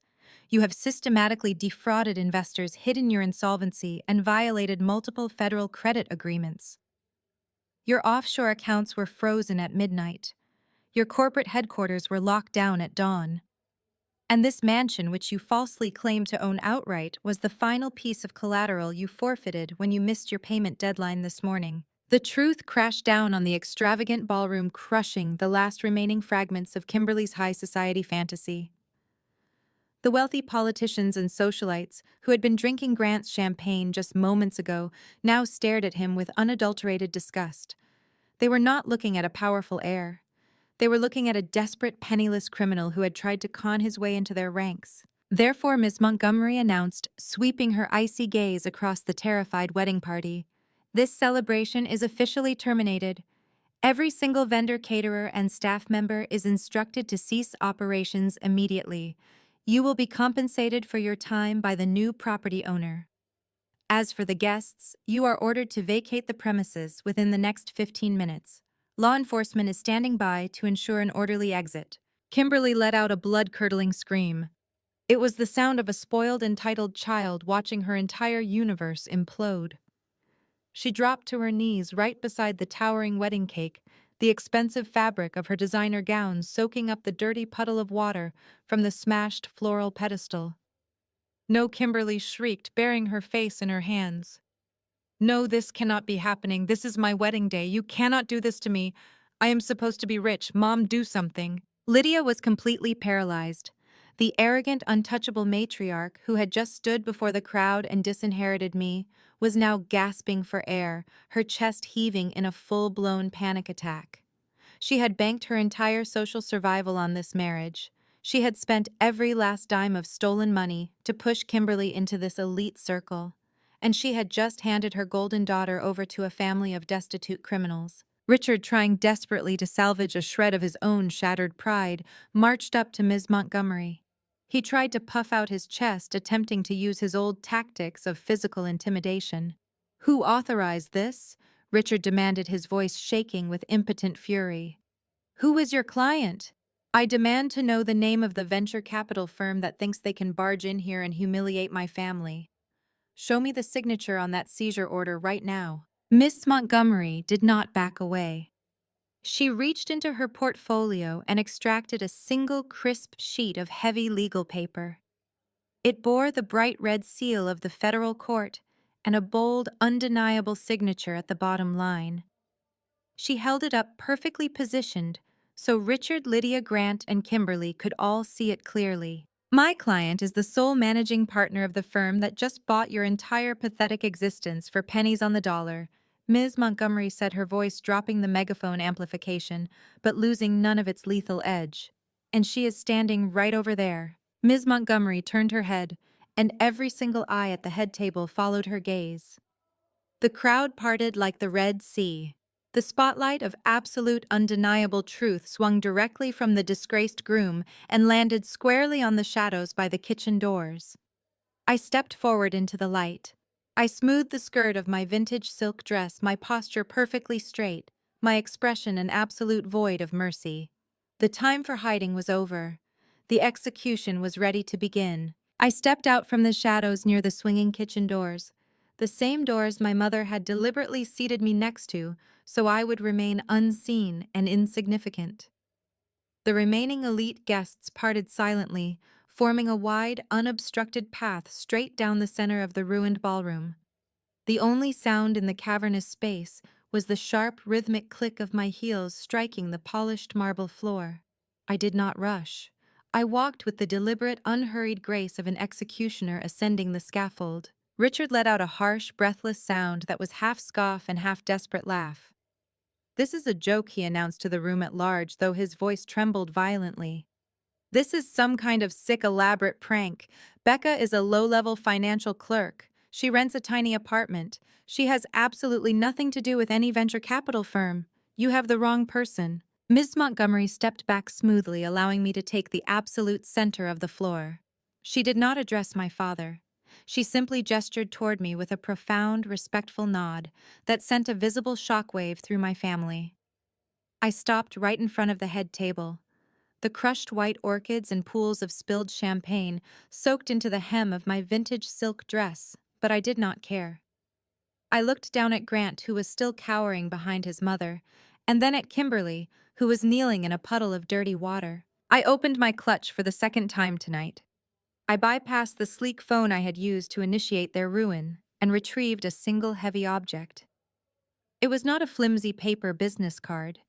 It was a solid matte black tungsten carbide card. I held it between my index and middle fingers, letting the ambient light catch the minimalist silver engraving. I tossed it effortlessly onto the center of the head table. The heavy metal hit the polished wood with a sharp, definitive thud, sliding to a stop directly in front of Lydia. "Read it," I commanded. My voice was quiet, but it carried the absolute crushing weight of unquestionable authority. "Read it out loud, Lydia. Let your wealthy friends hear exactly who you banished to the back of the room." Lydia stared at the black metal card as if it were coated in lethal poison.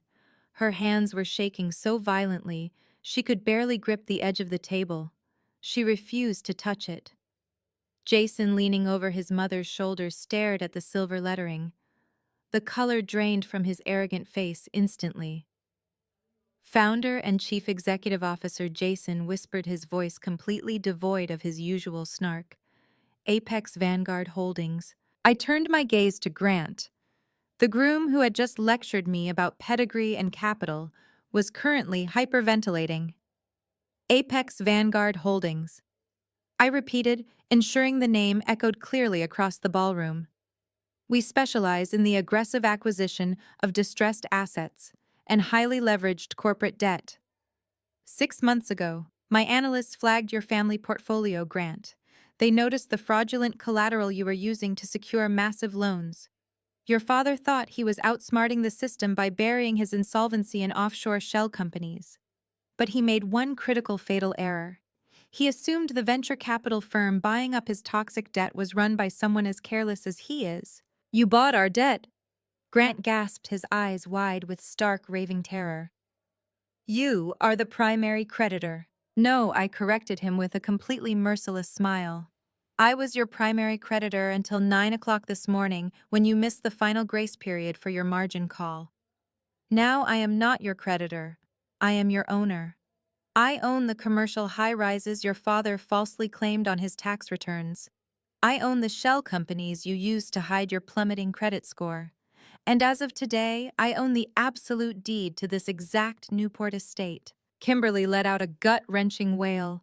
She scrambled up from the floor, clutching the ruined layers of her designer wedding gown. "This is my house," she screamed, pointing a shaking finger at me.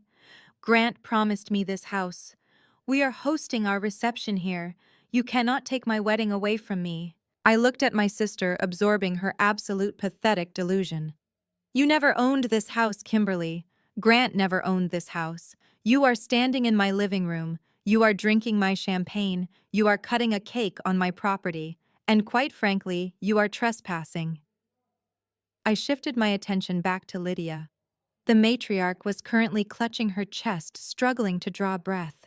She looked like a woman who had just stepped off a cliff and was finally realizing gravity was real. "You talked a lot about return on investment tonight, Lydia," I said, my tone analytical and completely devoid of daughterly affection. "You bragged about funneling all of your resources into Kimberly because she was the high-yield asset.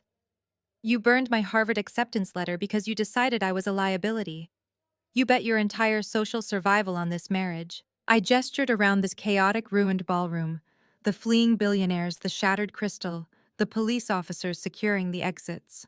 "I want you to look very closely at your investment, Lydia. You sold your soul to marry your golden child into a family of destitute, desperate frauds. You threw away my future to buy a ticket onto a sinking ship. I built an empire with my bare hands from a cramped apartment in San Francisco, while you were busy trying to lease pearl necklaces you could not actually afford.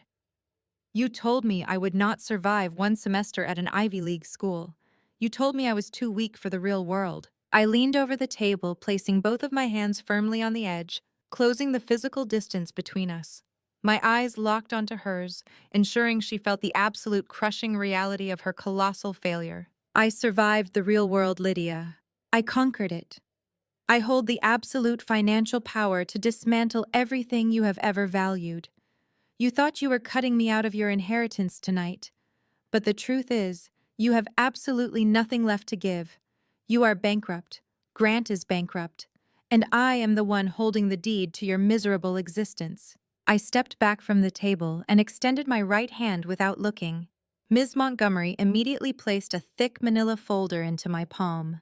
It was heavy, packed with months of forensic accounting, corporate espionage, and private investigations. I held it for a brief moment, letting the weight of Grant's entire fraudulent existence rest in my hand. Then, with a swift and violent motion, I slammed the folder down onto the center of the table. The loud crack made Kimberly jump. Grant flinched instinctively, taking a step backward. "Open it!"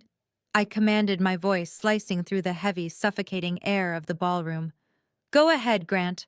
Show your new bride exactly what she just married into. Show her the invincible portfolio you have been bragging about all evening." Grant refused to move. He stared at the manila folder as if it were a live explosive. Sweat beaded on his forehead, ruining his perfectly styled hair. He looked frantically at his father, but the older man had already turned his face away, unable to bear the public humiliation. They knew the game was over. "Since the groom is suddenly feeling shy, I will narrate," I said, leaning casually against the edge of the table. "Inside that folder is a comprehensive breakdown of your new husband's financial reality, Kimberly. Grant does not have a trust fund. Grant does not have offshore accounts brimming with generational wealth. What Grant has is a staggering, insurmountable mountain of toxic debt. His family business went totally bankrupt 3 years ago. They have been surviving on predatory loans, shifting imaginary money between shell companies just to maintain the illusion of high society status." Kimberly shook her head, her perfectly curled hair bouncing wildly. "No," she gasped, her voice trembling with rising panic. "No, that is a lie. Grant bought me a massive diamond. Grant took me to Paris on a private jet for our engagement. He is rich. You are just making this up to ruin my wedding because you are jealous." I laughed, a sharp, cold sound that echoed off the marble walls. The private jet was a promotional charter booked on a maxed-out credit line that went into default. 30 days later, I explained, looking directly into Kimberly's terrified eyes. "And that massive diamond on your finger? It is leased. The jeweler filed a repossession order last Tuesday because Grant missed the last 3 monthly payments. You are wearing a rented rock, Kimberly." Kimberly looked down at her left hand, her breathing turning shallow and erratic. She yanked her hand away from Grant, as if his touch physically burned her. "Grant, tell her she is lying." Kimberly shrieked, her voice echoing with sheer desperation. "Tell her right now." Grant opened his mouth, but only a pathetic, strangled sound came out. His arrogant facade had completely disintegrated. The wealthy, powerful heir had evaporated, leaving behind nothing but a terrified, penniless con artist. "He cannot tell you I am lying because the bank statements are sitting right there on the table," I continued mercilessly. "I bought his debt, Kimberly. I own his ledgers. I know exactly how much he owes down to the very last cent. And he owes millions." I turned my gaze to Lydia, who was gripping the back of her chair so tightly, her knuckles looked like they might shatter. "You thought you were so brilliant, Lydia. You thought you orchestrated the perfect social climb for your golden child. You pushed her into the arms of a man you believed was a billionaire. But you never bothered to do your due diligence. You were so blinded by the shiny veneer of old money and country club memberships that you failed to see the rot underneath." I pointed a rigid finger at Grant. "Grant did not marry your daughter out of love, Lydia. He married her because he was desperate. He ran background checks on our family. He saw your flashy lifestyle, your country club check-ins, and your rented luxury cars. He assumed you had deep liquid pockets. He targeted Kimberly because she was naive, status-obsessed, and incredibly easy to manipulate. He needed a wealthy family to co-sign his restructuring loans. He needed a fresh influx of cash to hold off his angry creditors. He married her to siphon off our family assets and save his own sinking ship. He is not a billionaire heir. He is a glorified gold digger, and you handed your favorite daughter right to him on a silver platter. The absolute brutal reality of my words slammed into Kimberly like a physical blow. The fairy tale she had worshipped, the elite status she had constantly weaponized against me, was nothing but a cheap, devastating scam. She had spent her entire adult life mocking my hard work, mocking my state college degree, and mocking my supposed lack of ambition. All the while, she had allowed herself to be completely played by a desperate fraud. "Did you even sign a prenuptial agreement, Kimberly?" I asked, tilting my head with a look of mock sympathy. "Or were you so eager to secure his imaginary fortune that you rushed straight to the altar without any legal protection? Because if you did not sign one, my legal team is going to have a fantastic time holding you jointly liable for his outstanding corporate fraud." Kimberly's face went completely ashen. She had not signed a prenup. Lydia had explicitly told her a prenup would insult Grant's powerful family and ruin the romance. The sheer gravity of her legal exposure finally registered in her mind. Kimberly let out a visceral, agonizing scream. It was not the theatrical, rehearsed crying she usually used to get her way. It was the raw, primal sound of a woman watching her entire identity burn to the ground. She lunged forward, her hands curling into claws, and shoved Grant squarely in the chest. "You lied to me!" Kimberly shrieked, her voice tearing through the silent ballroom. "You told me we were buying a penthouse. You told me we were summering in the Hamptons. You are broke. You are a complete fraud." Grant stumbled backward, tripping over the heavy fabric of her ruined wedding gown. "Kimberly, please, we can figure this out," Grant stammered, raising his hands in a pathetic gesture of surrender. "My father has connections. We just need a little more time to liquidate some assets." "There are no assets to liquidate," I interrupted sharply, cutting off his miserable excuses. "I seized them all this morning. You are leaving this venue with the clothes on your back and a mountain of legal summons. That is your reality now." Kimberly fell to her knees again, clutching her head as hysterical sobs wrecked her body. The guests who had lingered near the exits watched in stunned, morbid fascination. The elite circle she had so desperately tried to infiltrate was now witnessing her total humiliation. She was legally bound to a beggar.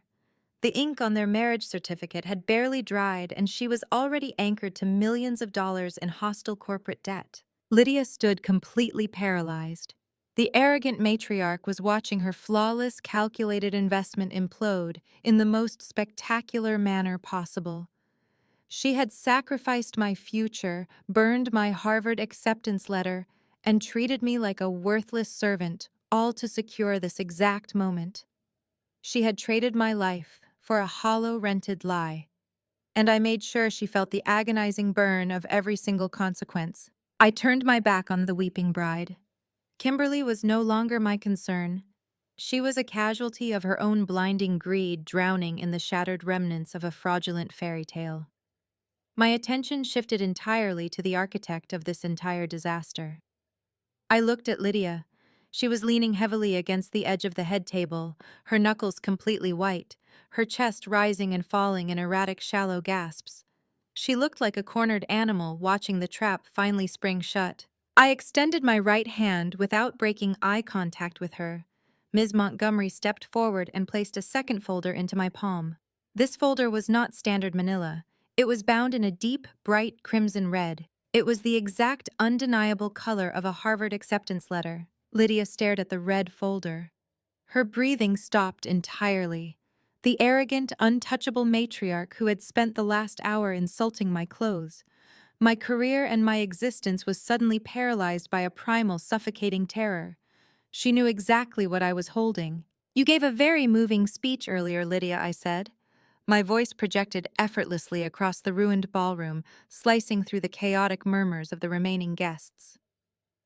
"You told this entire room that you burned my college acceptance letter because I was too weak. You claimed you made a strategic family decision to protect me from failing. You proudly painted yourself as the ruthless but necessary savior of our family ecosystem. I took a slow, deliberate step closer to her, but we both know that was a repulsive lie. I opened the red folder. I pulled out a thick, heavy stack of bank statements and financial ledgers.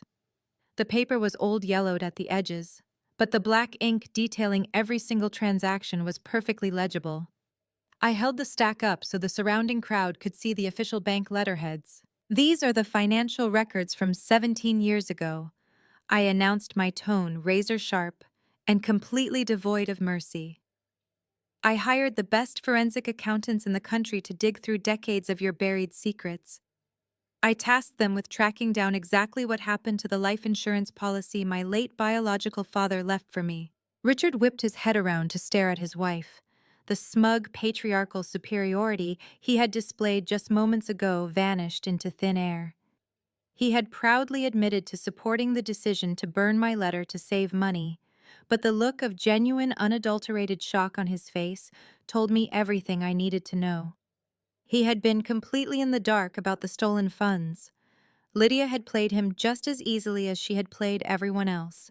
My late father left a trust specifically designated for my college tuition. I continued keeping my eyes locked onto Lydia's terrified face. It was a massive sum.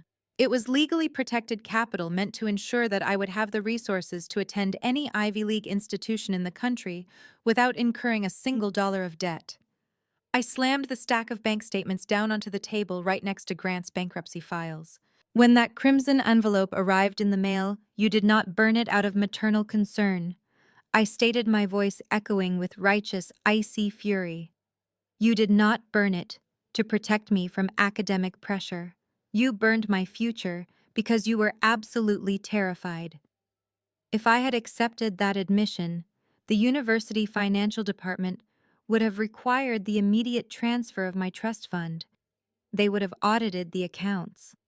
And you knew that if anyone looked at those ledgers, they would see that the money was already gone. Lydia opened her mouth, her lips trembling violently, but her vocal cords completely failed her.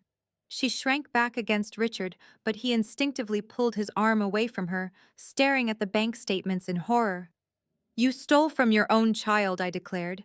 You drained my entire tuition fund in less than 2 years. You did not invest it. You did not use it to pay off a mortgage or keep the lights on during a hard time. You blew it.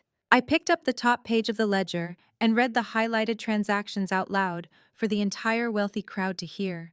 You blew it at high-stakes blackjack tables. You wired thousands of dollars to offshore gambling sites. You had a sickening, pathetic addiction to the casinos, and you fed your dirty habit with the money my dead father left to secure my future. The wealthy politicians and elite socialites who had not yet fled the venue gasped in pure, unfiltered disgust. In their world, aggressive business tactics were expected, but stealing from an orphaned child's life insurance policy to pay off trashy gambling debts was an unforgivable, grotesque sin. Lydia had instantly transformed from a respected society hostess into a repulsive common thief in their eyes. And when you were not gambling my future away, you were buying Kimberly's affection. I pushed further, unrelenting in my assault. I pointed to the next line on the ledger. $5,000 for a custom debutante gown. $10,000 for a summer trip to Europe. Countless luxury handbags and designer shoes. You literally dressed your golden child in my stolen inheritance. Kimberly, still kneeling on the wet marble floor, looked up at her mother with wide, devastated eyes. The realization that her entire life of privilege had been funded by a criminal act against her own sister broke whatever was left of her fragile mind. You made me scrub tables at a filthy diner for minimum wage, I said, leaning in so close I could see the sweat beading on Lydia's forehead. You watched me cry myself to sleep from sheer exhaustion. You watched me take out crushing, predatory student loans for a state school. You stood in my bedroom and told me I was too stupid for Harvard, all while Kimberly paraded around in expensive clothes paid for by my dead father's insurance money. Lydia finally found her voice, though it was nothing but a pathetic, desperate squeak. Becca, please, I was sick. I had a problem. I meant to pay it back. I swear I meant to pay it back before you graduated high school. I did not let her finish her miserable excuse. I cut her off with a sharp, dismissive wave of my hand. You are not a strategic matriarch, Lydia. You are not a high society queen. You are a parasite. You sacrificed my youth, my energy, and my self-worth to cover up your own pathetic crimes. You thought you could bury the truth in the ashes of a fireplace. But you forgot one very important detail. I straightened my posture, looking down at the broken woman who had tormented me for 3 decades. Fire destroys paper, but it does not destroy bank records. Your hypocrisy is completely laid bare. Everyone in this room now knows exactly what you are. You are a thief who robbed her own daughter to buy a fake life. And that fake life has just officially expired. You stood here just 30 minutes ago and demanded the attention of every prominent family in Newport. You tapped your crystal glass, held your head high, and proudly announced to this entire ballroom that you were cutting me out of your will. You wielded the Springfield estate like a weapon, threatening to strip away my share of the family legacy as a punishment for my supposed disrespect.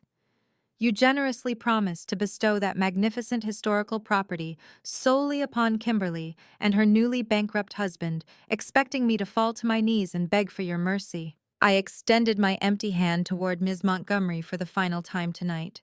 She immediately placed a sleek black leather folio into my grasp. I did not toss this one onto the table. I opened it deliberately, my movements slow and exact, extracting a thick, notarized stack of property deeds, foreclosure notices, and financial liens. There is a fundamental catastrophic flaw in your grand decree, Lydia, I stated, my voice echoing with absolute authority over the stunned crowd. You cannot disinherit someone from an asset you no longer possess. You cannot play the generous monarch giving away a kingdom that was conquered a long time ago. Richard stepped forward, his confusion temporarily overriding his profound shock. What are you talking about? Richard demanded, his voice thick with disbelief. The Springfield estate has been in my family for 3 generations. It is fully paid off. It is our primary residence. You have absolutely no right to speak about my property. I turned my gaze to Richard, offering him a look of chilling, profound pity. You really have no idea who you are married to, Richard.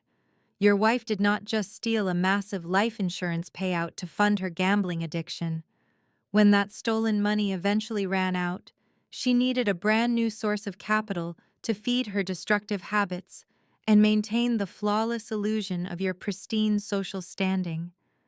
I held up a document bearing the unmistakable embossed seal of a major national bank. 5 years ago, Lydia forged your signature on a series of aggressive home equity lines of credit, I announced.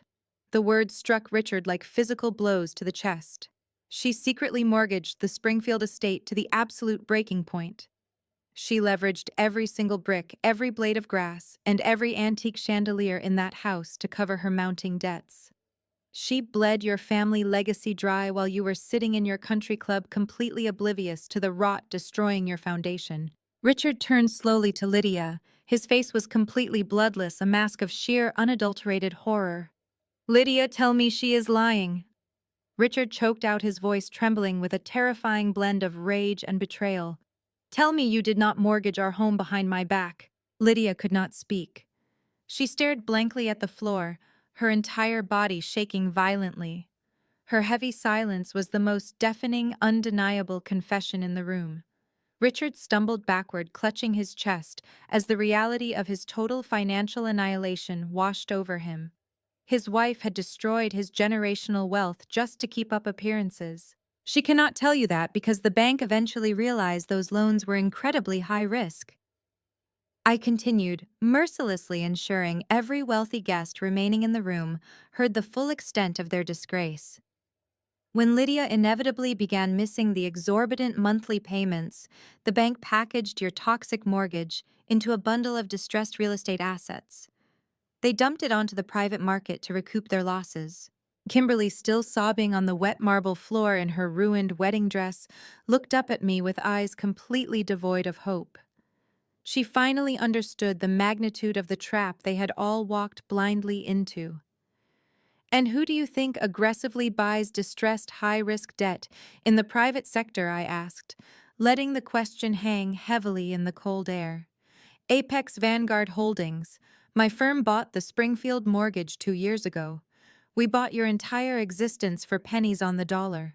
I pulled the master deed from the black folio and held it high for the entire room to see.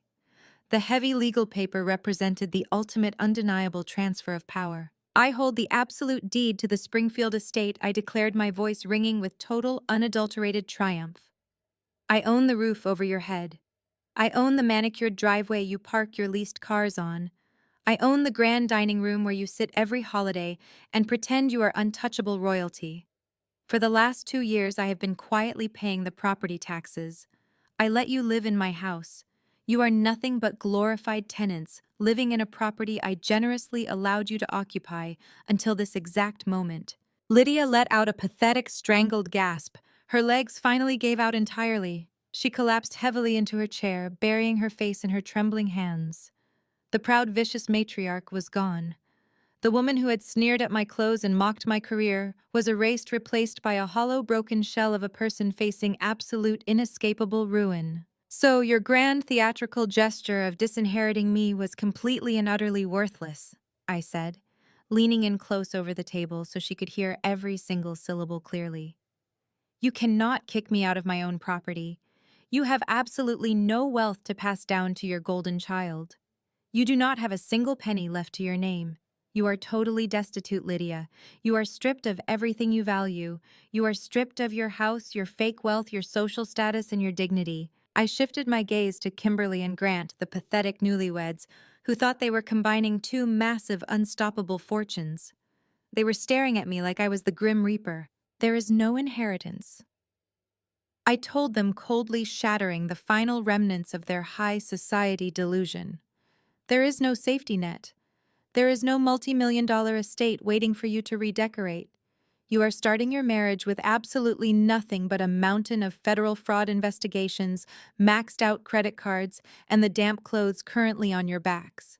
Lydia's sobs echoed through the ballroom, a miserable echoing sound of total defeat. She had nothing left to strip away, nothing left to give, and nobody left to manipulate. The financial execution was complete. The silence that had gripped the ballroom finally shattered. It did not break with a gradual return of murmurs or polite confusion. It shattered with the violent, frantic energy of a mass exodus. The elite guests of Newport, the hedge fund managers, the local politicians, and the country club matriarchs had heard absolutely enough. In their ruthless, highly curated world, financial failure was a disease. But federal fraud, forged mortgages, and stolen life insurance policies were a highly contagious radioactive plague. Nobody wanted to be caught standing in the blast radius of a collapsing Ponzi scheme. The screech of heavy wooden chairs scraping aggressively against the polished marble floor echoed from every corner of the room. Hundreds of wealthy guests stood up in near-perfect unison. Women in custom silk gowns hurriedly grabbed their expensive clutch purses and designer wraps, throwing them over their shoulders with frantic, jerky movements. Men in tailored tuxedos pulled out their phones, their thumbs flying across screens as they desperately texted their own financial advisors and legal teams, ordering them to immediately sever any and all ties with Richard and Grant's business entities. The illusion of the perfect high society wedding had completely evaporated, replaced by a stampede of billionaires trying to flee a burning building. Lydia remained frozen in her chair, her face a mask of absolute terror, as she watched her entire social universe turn its back on her. She reached out with a trembling hand toward a woman passing by her table, the wife of a prominent state senator whom Lydia had spent months flattering to secure this exact guest list. "Please, Eleanor." Lydia gasped, her voice a pathetic, wheezing plea. "Please do not leave. This is all a terrible misunderstanding. We can explain everything." The senator's wife stopped. She looked down at Lydia's outstretched hand with a visceral, unadulterated expression of pure disgust. She physically recoiled, gathering the skirt of her gown tightly against her legs, as if even brushing against Lydia's chair might infect her with poverty and disgrace. She did not offer a single word of comfort. She simply turned her head away in absolute contempt and continued her brisk walk toward the main exit, leaving Lydia gasping for air in the wake of her total social annihilation. Richard fared no better. The patriarch, who had always relied on his golf course connections to smooth over his financial misdeeds, frantically tried to intercept a banking executive heading for the door. Richard reached out to grab the man's shoulder, opening his mouth to spin another web of lies. The executive violently shoved Richard's hand away. "Do not ever contact me again," Richard the executive snarled, his voice carrying clearly over the chaotic noise of the fleeing crowd.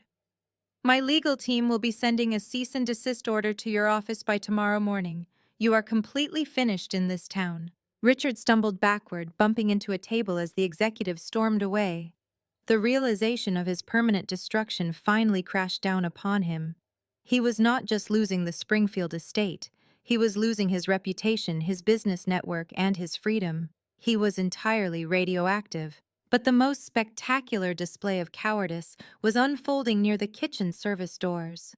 Grant's parents, recognizing the lethal severity of Ms. Montgomery's federal seizure documents, knew that law enforcement officers were securing the main exits.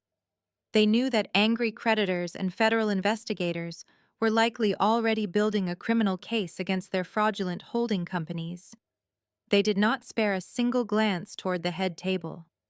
They abandoned their half-empty champagne glasses, grabbed their coats, and sprinted toward the back hallway used by the catering staff, desperately hoping to slip out to the valet stand before the police started checking identifications.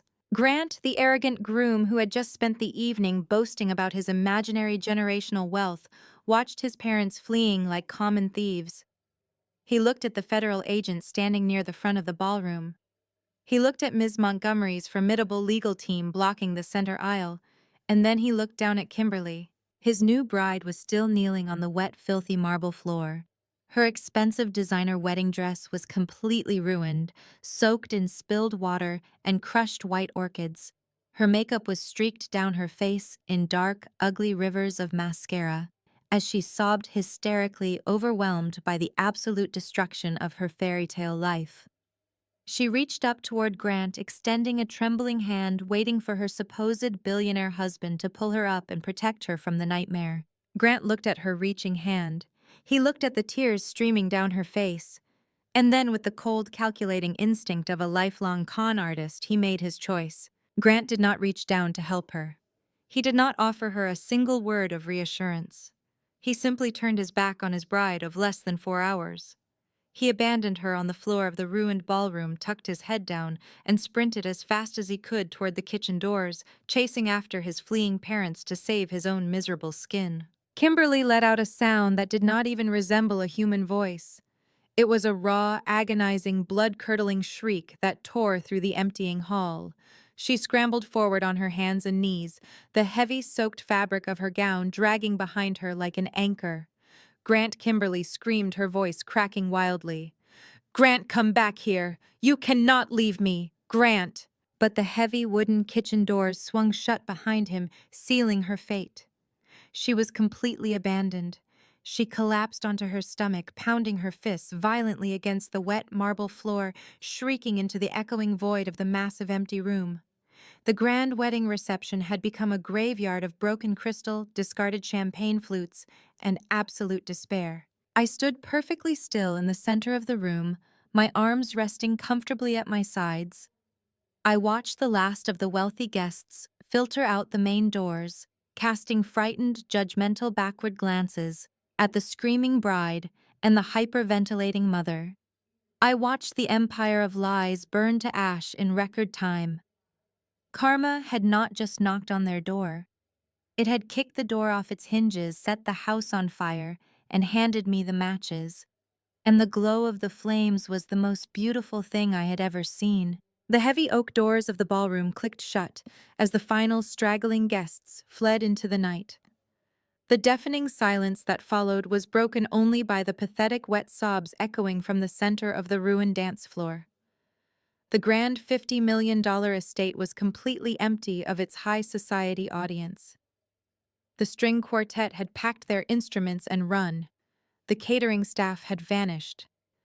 The only people remaining in the cavernous, glittering room were my elite legal team, the local law enforcement officers, standing by the exits, and the shattered remnants of my biological family. Kimberly dragged her body across the wet marble. Her hands, completely stripped of her rented diamond engagement ring, reached out with frantic desperation to grab the hem of my vintage silk dress. I did not step back. I simply looked down at her smeared, tear-stained makeup and her violently trembling shoulders. "Becca, please," Kimberly wept. Her voice was entirely stripped of the vicious arrogance she had displayed just an hour ago. "You are my sister. We are blood. You cannot do this to me. I have absolutely nothing." Grant took everything and ran. "You cannot throw me out on the street tonight. I will do anything you want. I will apologize every single day. Just please do not leave me like this." Lydia, finally realizing that her grand social standing was completely dead and buried, abandoned the very last shred of her pride. The untouchable matriarch who had ruled our family with an iron fist for 3 decades dropped heavily to her hands and knees. She crawled through the puddles of spilled vintage champagne and the crushed white orchids, positioning herself right next to her golden child. "Becca, listen to me," Lydia begged, looking up at me with wild, desperate eyes. "I am your mother. I gave you life. You cannot evict your own flesh and blood. We have nowhere to go. Please, I am begging you. Forgive me. I was sick. I was wrong. I will make it right. Just please do not take the house. Do not leave us with nothing." I stood perfectly still, staring down at the two women groveling at my feet. For 17 long, agonizing years, I had craved their validation. I had worked grueling double shifts, sacrificed my mental health, and begged the universe for a single ounce of their genuine affection. Now they were offering me everything I had ever wanted: their absolute submission, their frantic apologies, and their desperate acknowledgement of my ultimate power. But feeling their panicked hands clutching at my skirt, I felt absolutely nothing. There was no warmth. There was no sense of triumph. There was no lingering familial bond tugging at my heartstrings. I looked at them with the exact same cold, calculating, and ruthless detachment I used when analyzing a portfolio of crashing, worthless junk stocks. They were toxic assets. They had zero intrinsic value. They were severe liabilities that had actively tried to bankrupt my soul, and I was officially liquidating them from my ledger. "Blood," I repeated, letting the word hang like a frozen blade in the chilling air. "You want to invoke blood right now?" Blood did not stop you from burning my Harvard acceptance letter. Blood did not stop you from stealing my dead father's life insurance policy to pay off your trashy casino debts. Blood did not stop you from placing me by the kitchen doors tonight and mocking my career in front of your wealthy friends. Lydia sobbed louder, pressing her hands together in a frantic, trembling gesture of prayer. "I made terrible mistakes, but you are wealthy now. You have billions of dollars in capital. The Springfield estate is just a tiny fraction of your net worth. You do not even need it. You can spare it for your mother and your sister. You can save us." "This is not about what I need, Lydia," I said. My voice was completely devoid of a single drop of mercy. "This is about exactly what you deserve. You do not get to steal from an 18-year-old girl, destroy her future, and then demand a return on investment when she builds an empire entirely without you. You gambled away your safety net decades ago. We are family." Kimberly screamed, her fingers gripping my dress tighter, her knuckles turning white. "You cannot be this cruel to your own family. Family is a concept you only weaponize when you are completely out of options," I replied smoothly. I took a deliberate step backward. Kimberly's hands slipped from my silk dress, dropping heavily back onto the cold, wet floor. "For my entire life, you treated me like a disposable commodity. You pushed me into the dirt so you could stand taller. Now you are in the dirt, and you are genuinely shocked that I'm not reaching down to pull you up." I turned my attention fully back to Lydia. She was hyperventilating, staring up at me as if looking into the eyes of a terrifying stranger. She had finally realized that the obedient, broken daughter she thought she knew had died 17 years ago in a cramped suburban bedroom. "You stood at this very table just an hour ago," I said, leaning down slightly so my words would strike her with maximum lethal precision. "You tapped your glass and told hundreds of people that I was too weak. You said I would not survive a single semester at an Ivy League school. You said the pressure would break me. Lydia shook her head frantically, her tears mixing with the dirty water on the floor. But you forgot one fundamental rule of business, Lydia, I stated, delivering the final devastating blow. Those who are pushed entirely into a corner, those who have everything stolen from them, usually learn exactly how to build an empire. I did not need Harvard to learn how to dismantle you. You taught me how to survive by showing me exactly what a monster looks like. I straightened my posture, adjusting the delicate strap of my vintage clutch. I did not feel a single shred of guilt. The emotional transaction was complete. The account was permanently closed. The wedding is officially over, I announced, my voice echoing with final, absolute authority across the ruined ballroom. I turned my back on my kneeling mother and my weeping sister. I looked directly at Miss Montgomery and the heavily built legal process servers standing by the exit. Security. I commanded, my tone razor-sharp and entirely dismissive. Clear out the trash. 6 months passed with the brutal, unforgiving efficiency of a corporate liquidation. The alarm clock blared at 4 in the morning. Lydia struck the cheap plastic snooze button with a hand that was now rough, heavily calloused, and entirely stripped of its leased diamonds. She lived in a cramped 2-room apartment situated directly above a noisy commercial laundromat on the absolute worst side of town.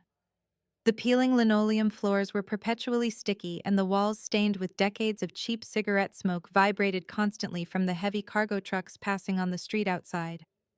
The air in the cramped space always smelled of stale grease and harsh industrial bleach. Lydia pulled on a stiff, scratchy polyester uniform. The matriarch who had once demanded custom-tailored silk gowns was now working as a housekeeping maid at a dilapidated budget motel right off the interstate highway. She scrubbed grimy porcelain toilets. She hauled heavy, oversized bags of soiled linens down narrow, poorly lit corridors. Every single time she was forced to drop to her aching knees to scrub a filthy bathroom floor, the physical pain shot up her spine, serving as a relentless, agonizing reminder of the $50 million empire she had burned to the very ground. The poetic justice was absolute and terrifyingly exact.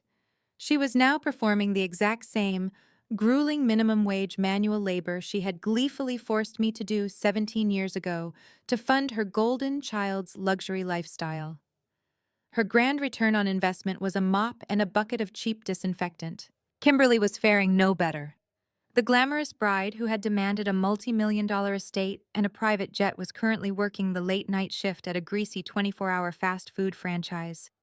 The heavy, suffocating stench of cheap frying oil permanently clung to her skin, and her unwashed hair completely replacing the imported French perfumes she used to stockpile. Grant had vanished into thin air the morning after the ruined reception.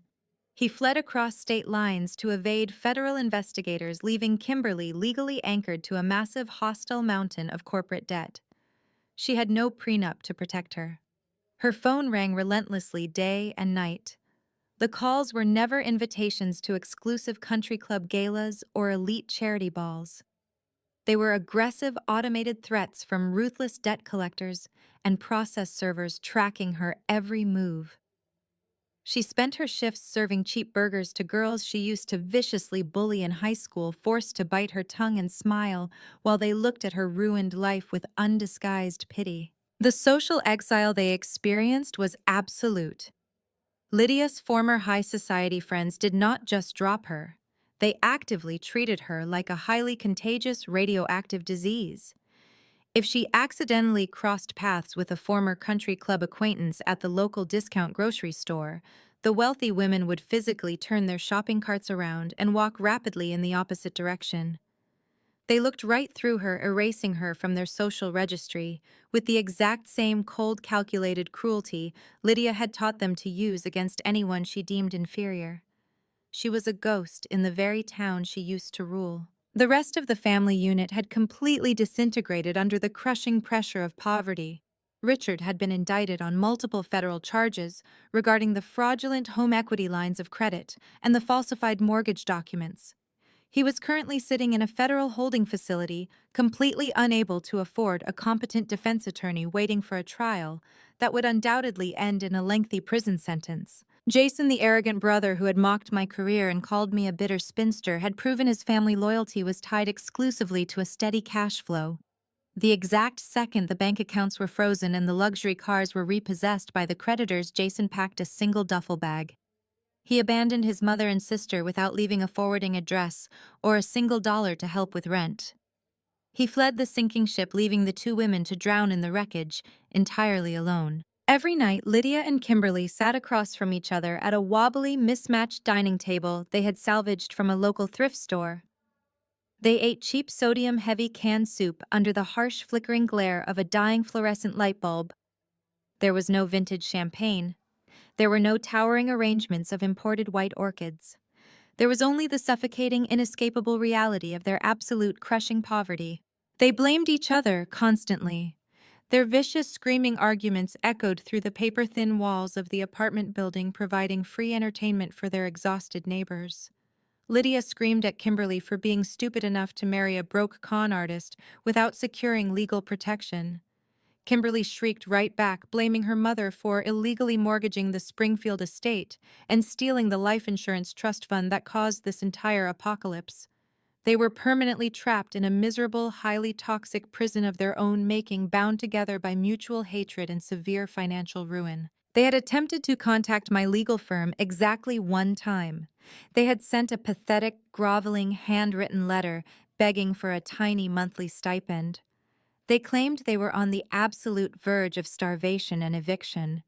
They tried to invoke the concept of family blood and maternal bonds one last desperate time. Ms. Montgomery had responded within 24 hours. She did not send a check. She did not offer a single word of sympathy. She sent a heavily finalized, legally binding cease and desist order warning them that any further attempts to contact me or my holding companies would result in immediate harassment charges and police intervention. There was zero forgiveness. I had completely and surgically amputated them from my existence. I did not feel a single ounce of guilt knowing they were struggling to pay their basic heating bill, while the bitter winter frost crept up their uninsulated apartment windows. They were finally learning the exact same brutal, agonizing lesson about raw survival that they had ruthlessly forced upon me when I was an 18-year-old girl. Their grand illusions of high society dominance, fame, and arrogance were entirely crushed beneath the heavy, unforgiving boot of actual reality. The crisp autumn wind swept through the historic brick archways of Harvard Yard. I walked along the ancient cobblestone pathways with my head held high. The vibrant crimson and gold leaves fell gently from the massive oak trees, landing softly on the manicured emerald lawns. I was 35 years old, wearing a perfectly tailored charcoal power suit, my designer heels clicking rhythmically against the stone. Everywhere I looked, brilliant young minds hurried to their morning lectures. They carried heavy textbooks and laptops, completely consumed by the electric, undeniable energy of academic ambition. 17 years ago, I had been completely shattered by the agonizing absence of a crimson envelope. I had spent countless nights crying on a cheap faded carpet in a cramped suburban bedroom, truly believing that I was entirely unworthy of walking on this exact pavement. Lydia had stolen that timeline from me. She had violently ripped away my chance to sit in these historic lecture halls and experience the traditional Ivy League ascent. But walking through the towering wrought iron gates today, I realized with absolute crystal clear certainty that I did not need that old burned piece of paper anymore. I had not arrived at this prestigious institution as an anxious, insecure freshman, begging for a chance to prove myself to the world. I was arriving as a conquering force. The venture capital empire I had built with my own bleeding hands had forged a path far more resilient than any undergraduate degree ever could. I did not need Harvard to validate my existence. Harvard was about to be profoundly validated by mine. I bypassed the crowded main student centers and walked directly toward the towering ivy-covered administrative building housing the university endowment offices. The heavy mahogany doors were held open for me by a respectful security guard who had been specially briefed on my arrival. I stepped into the grand wood-paneled foyer, taking in the rich scent of old paper lemon oil polish and centuries of institutional power.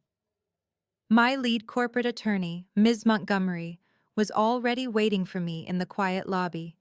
She handed me a sleek leather portfolio with a single respectful nod before leading the way up the grand, sweeping staircase. We were escorted immediately into the expansive sunlit office of the university president. The president, a distinguished man with silver hair and a sharp, highly intelligent gaze, stood up from his massive desk the exact second I crossed the threshold. He did not treat me like a standard visitor or a curious alumni. He treated me like a major, highly valued institutional partner. He extended a warm, eager hand, expressing his profound gratitude for my presence on the campus today. We sat down in the plush leather armchairs overlooking the bustling university quad. The pleasantries were brief, highly professional, and totally focused. We were all there to execute a major historic financial transaction. Miss Montgomery placed the finalized legal contracts onto the center of the polished antique table. The crisp, heavy watermark paper detailed the absolute unyielding terms of my permanent endowment. I looked down at the bold, undeniable figures printed on the top page. It was a flawless, legally binding commitment of $5 million in liquid capital transferred directly from my personal venture firm accounts into the University Financial Trust. But this was not a generic, vanity-driven donation designed to simply slap my name onto a library wing or a science laboratory. I had dictated the exact ruthless parameters of this fund with microscopic precision. The Becca Vanguard Endowment was fiercely and exclusively dedicated to a highly specific demographic of students. It was an ironclad financial sanctuary for young, brilliant minds who had been systematically subjected to severe financial abuse, manipulation, and extortion by their own biological families. It was designed to immediately rescue students whose parents had deliberately sabotaged their tuition, stolen their college funds, refused to sign financial aid documents as a form of control, or weaponized their financial dependency to crush their independence. I made sure the legal wording covered every single toxic tactic Lydia had ever used against me. If a parent attempted to raid a student's life insurance trust to pay off gambling debts, my foundation would step in immediately. If a mother tried to force her daughter into menial labor to fund a golden child's luxury lifestyle, my capital would sever those chains instantly. The president adjusted his reading glasses, scanning the aggressive, heavily fortified clauses of the contract with wide eyes. "This is an incredibly powerful initiative, Becca," he said, his voice filled with genuine, profound admiration. "Financial abuse within family structures is a silent, devastating epidemic that derails countless exceptional students every single year. Your endowment will permanently break that toxic cycle. It will completely sever the financial chains holding these young people back. You are giving them the ultimate weapon of absolute independence." I looked at the president, feeling a deep, solid warmth radiating through my chest. "That is exactly the point," I replied, my voice steady and vibrating with absolute conviction. "No exceptional mind should ever be suffocated because they had the profound misfortune of being born to toxic, parasitic parents. I want this fund to act as a permanent, impenetrable shield. If a family tries to use money to destroy a student's future, my capital will step in and completely neutralize their leverage. They will never have to choose between their education and enduring domestic abuse." I reached out and picked up the heavy gold-plated fountain pen resting beside the documents. I did not hesitate for a single fraction of a second. I pressed the nib to the thick paper and signed my name with bold, aggressive, and perfectly fluid strokes. The ink dried instantly, legally binding the $5 million shield into existence. The ghost of the terrified, heartbroken 18-year-old girl who thought her life was over completely vanished, permanently replaced by the unstoppable, wealthy titan sitting in the chair. I set the pen down. The transaction was complete. I shook hands with the university officials, accepted their profound thanks, and walked out of the administrative building alongside Miss Montgomery. I stepped back out into the bright, crisp autumn sunlight of the campus. I took a deep, grounding breath of the cool New England air. The sky above me was a brilliant, endless, and entirely unbroken expanse of clear blue. I stood on the very grounds that Lydia had tried so desperately to banish me from holding more wealth, power, and genuine influence than her pathetic status-obsessed mind could ever possibly comprehend. I had not just survived her grotesque betrayal. I had weaponized my deepest trauma, forged an unbreakable empire of steel and capital, and used my massive resources to ensure she could never hurt another soul again. The nightmare was entirely over. The vengeance was perfectly legally and beautifully executed. I slipped my designer sunglasses over my eyes, the dark lenses reflecting the historic brick buildings surrounding me. I was entirely free. I was completely radiant. And I held absolute unquestionable power over my own magnificent destiny. I walked forward into my brilliant future and I never looked back. The most profound lesson we can extract from Becca's journey is that your ultimate worth is never determined by the toxic narratives imposed upon you by others, even if those others are your own biological family. For 17 years, Becca was manipulated into believing she was fundamentally inadequate, weak, and destined for a life of quiet mediocrity. Her mother deliberately weaponized her vulnerabilities, gaslighting her into accepting a lesser existence simply to serve the selfish, financially destructive needs of their household. However, instead of allowing that manufactured failure to permanently break her spirit, Becca used the agonizing pain of rejection as the exact fuel required to forge an unbreakable, magnificent empire of her own. This story teaches us that true power and lasting success do not come from external validation, inherited wealth, or even prestigious college acceptance letters. They come from an unyielding, radical, internal resilience. When the people who are inherently supposed to protect you decide to ruthlessly betray you, you face a monumental choice. You can either surrender to their crushing, diminished expectations, or you can quietly and methodically build a reality so undeniably successful that their malicious lies completely shatter against it.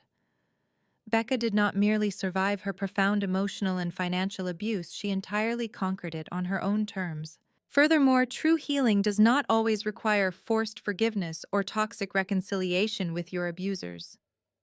Sometimes, the absolute most beautiful form of justice is walking away, establishing impenetrable boundaries, and using your hard-earned strength to ensure nobody else has to endure the same suffering. Your darkest betrayals can literally become the very foundation of your greatest triumphs. If you have ever felt underestimated or held back by the people closest to you, take a stand today. Reclaim your narrative and start building your own empire.